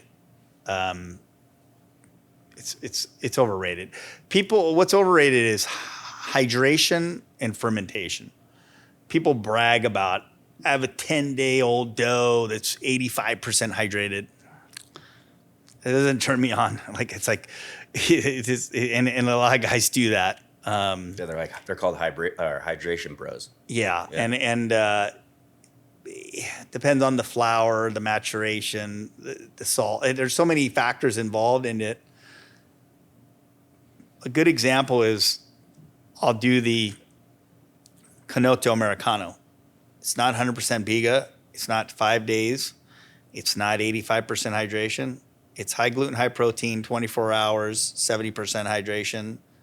American flour, 20% starter. It's nothing like that's. I get guys saying, how many days did you do it? It's not. You guys understand. You have to understand dough. Yeah. And I can make great dough in 24 hours. I can make great dough in 72 hours. You just need to understand times and temperatures and things like that. Yeah. So it's so overrated. Agreed. Overrated, underrated sourdough. Overrated. Something about sourdough that if you ever have a sourdough pizza that's super sour, if you ever have tomatoes on it, it'll taste like bad tomatoes. This be sour. Sour tomatoes taste like that. So when I opened up Pizza Rock, I had a writer came to me and he said, hey, you're from San Francisco. I just had your pizza. And I thought I would have tasted your starter a lot more. I said, how was the pizza? It was one of the best pizza I've ever had in my life. I said, do I want you to remember me for my pizza or do I want you to remember me for my starter? He looked at me and said, I guess you'd want me to remember you for your pizza. I'm all right on. Overrated. It is. Oh, that was good, it's dude. always about balance. Yeah, I'm telling you, it's always good. pizza's about balance. I don't want you to know about my starter or the gorgonzola I brought in that is so strong that you're like, dude, that gorgonzola is amazing. I want you to take a bite, and each bite should take you through a journey, and it should be 3 to 4 flavor profiles. Yeah. It's not about this. Sweet can be basil sweet, maybe sugar sweet, but at the same time, it needs to be a balance. So if it's all about the starter, and that's all you taste, I didn't do my job correctly. Yeah. All right. Overrated, underrated, hot honey. Overrated. I mean, if I'm dipping anything into something super sweet, it's always going to taste good. I mean, I love candy. I love honey. I love all that. I mean, like I said, balance. It's like a drizzle, but something else has to kind of compensate for it. It's not about just all that ranch dressing and just tasting nothing but ranch. I love ranch. I love hot honey. I love hot oil. I love all that. I mean, but if it's all about that one ingredient, it's just too much. So it's a bit overrated. It's been overrated. Nothing against Hot Honey or Mike's or anything, but it's just a little overrated. It's just Yeah. yeah. Overrated, underrated, being on lists.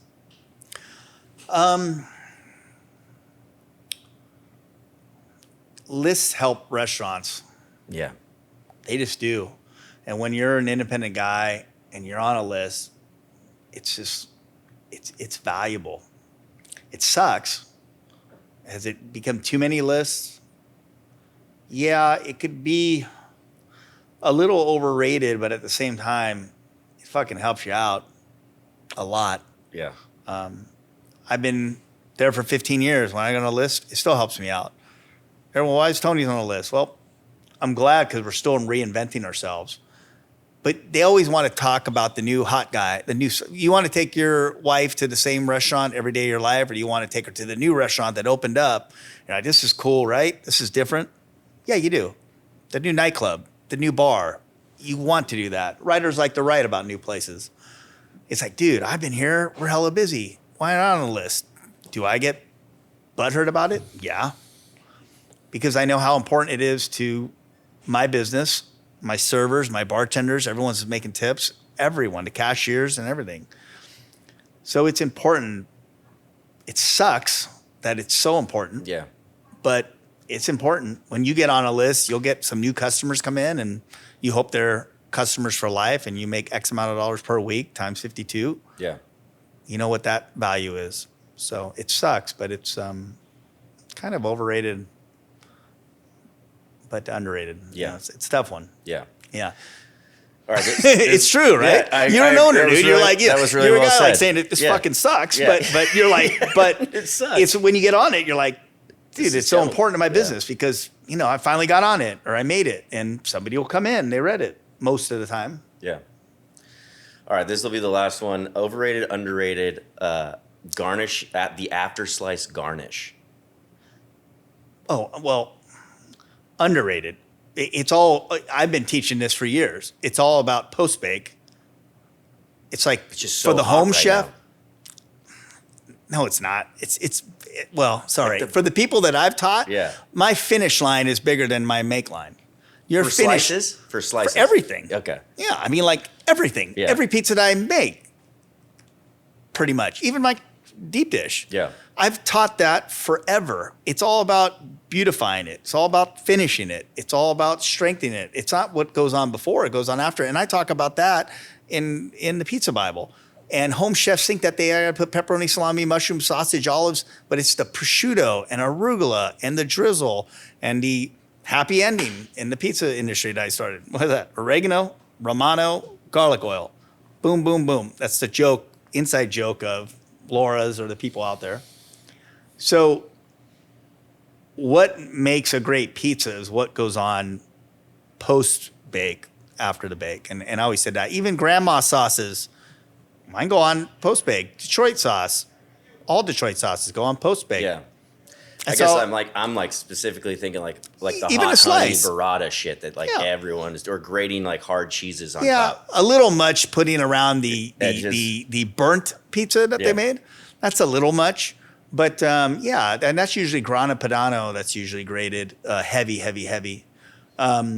But no, I think everything post bake, from slices to deep dish to New York to everything, it should be that way, for sure. This is gonna be the last question, and I don't know how easy this is gonna be to answer, but like, because you've been Nothing's in easy. because you've been in He's like- the industry for so long, is it? And I've like you've been on top of trends, you've started trends, even knowing about certain things before people were doing it. Is it sometimes hard to like scroll through your Instagram feed and be like, I knew that, that was kind of me, like, you know, like without being 100% honest. I know, like, Yeah, it's honest. Yeah, Yeah. I go through Instagram and say like, and I know a lot of guys do say like, I was doing that 10 years ago and now it's a hot thing. Yeah. Like, do I say that to myself? Are you going to say that to yourself I say in 5 shit like, years? I think shit like that all the time, but then I say it out loud and I'm like, oh fuck. Yeah, I think everybody. I think everybody feels that way now. I think you know, it's always everyone's so happy and great, and it's like one of those things. I don't share my feelings, my bad feelings on. And I said this at a keynote. I think I don't. I have stressful days. I have shitty days. I'm not talking about politics and everything that's going on. But yeah, do I see things and saying, dude, I was doing that? But that's just the way life is now. You just gotta kind of deal with it. Yeah. So yeah, I think everybody thinks that way. Yeah. Yeah, honestly. It's just you have like a way bigger, like a lot of cats have just gotten in this industry in the last 4 or 5 years, you know? Yeah, for sure. And they'll do something and they're excited about it. And they're doing Nduja, pre-bake, before the bake. And you're like, dude, Nduja should go on after the bake. And it's just that warmness of that pizza that just melds with it that really makes Nduja great. And that's a good example of a ingredient that's misused a lot. Depending on the temperature and how long the bake is, certain ingredients. Piping it on before, that's a good example. Is it piping on ricotta before or after? Overrated or underrated? Well, Tell me. For me? Yeah. I do before. You do before? I like warm, I like what it does. And it's easier. And you cook in how many minutes? It's a 6-minute bake. Yeah, It kind of spreads out. What about when it's a 12-minute bake? Well, that's when we're like burning ricotta. Yeah. That's when it kind of gets like dries out and chalky. shit, yeah. Okay. So like the time that you cook with it is like, okay, is it, wood fired, coal fire, long bake? That time of a certain ingredient that the Nduja broke down and it just became grease. Yeah. Or you pinched it. So that question is kind of like, okay, there's a lot of variables to it. So it's hard to kind of say over or under on a lot because that's a good example of it. Well, I feel like because of the internet, like what we could start out at the beginning saying is like a lot of people, I've been in this industry longer than a lot of people think I have, but a lot of people, I see newer dudes doing things that like, they kind of don't know what they're doing. They're just doing them. Yeah, yeah. And, like burrata on a sometimes slice. it works. Put a whole burrata on a pizza slice. Yeah. Okay, what was that? Look at the Buratina di Margherita pizza. We competed in Lecce. yeah. No, we ever competed in Lecce, the birthplace of burrata. Yeah. I'm like, dude, I'm going to put burrata on my pizza. Everyone thought, what? All the people there were like, we don't do that.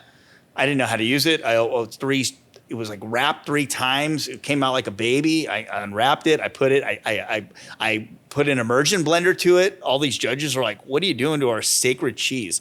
I put it to a cheesecloth. I make this pizza. It wins everything. Yeah. I come back. I'm going to say, okay, this is years ago before it existed. There was no Di Stefano. No There was there's nothing. Went back. I'm going to make it. How do I get it? I got it over there easy.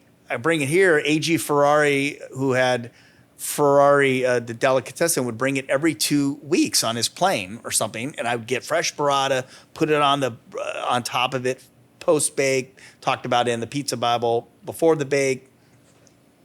Now you're putting a whole burrata on a slice, which is interesting.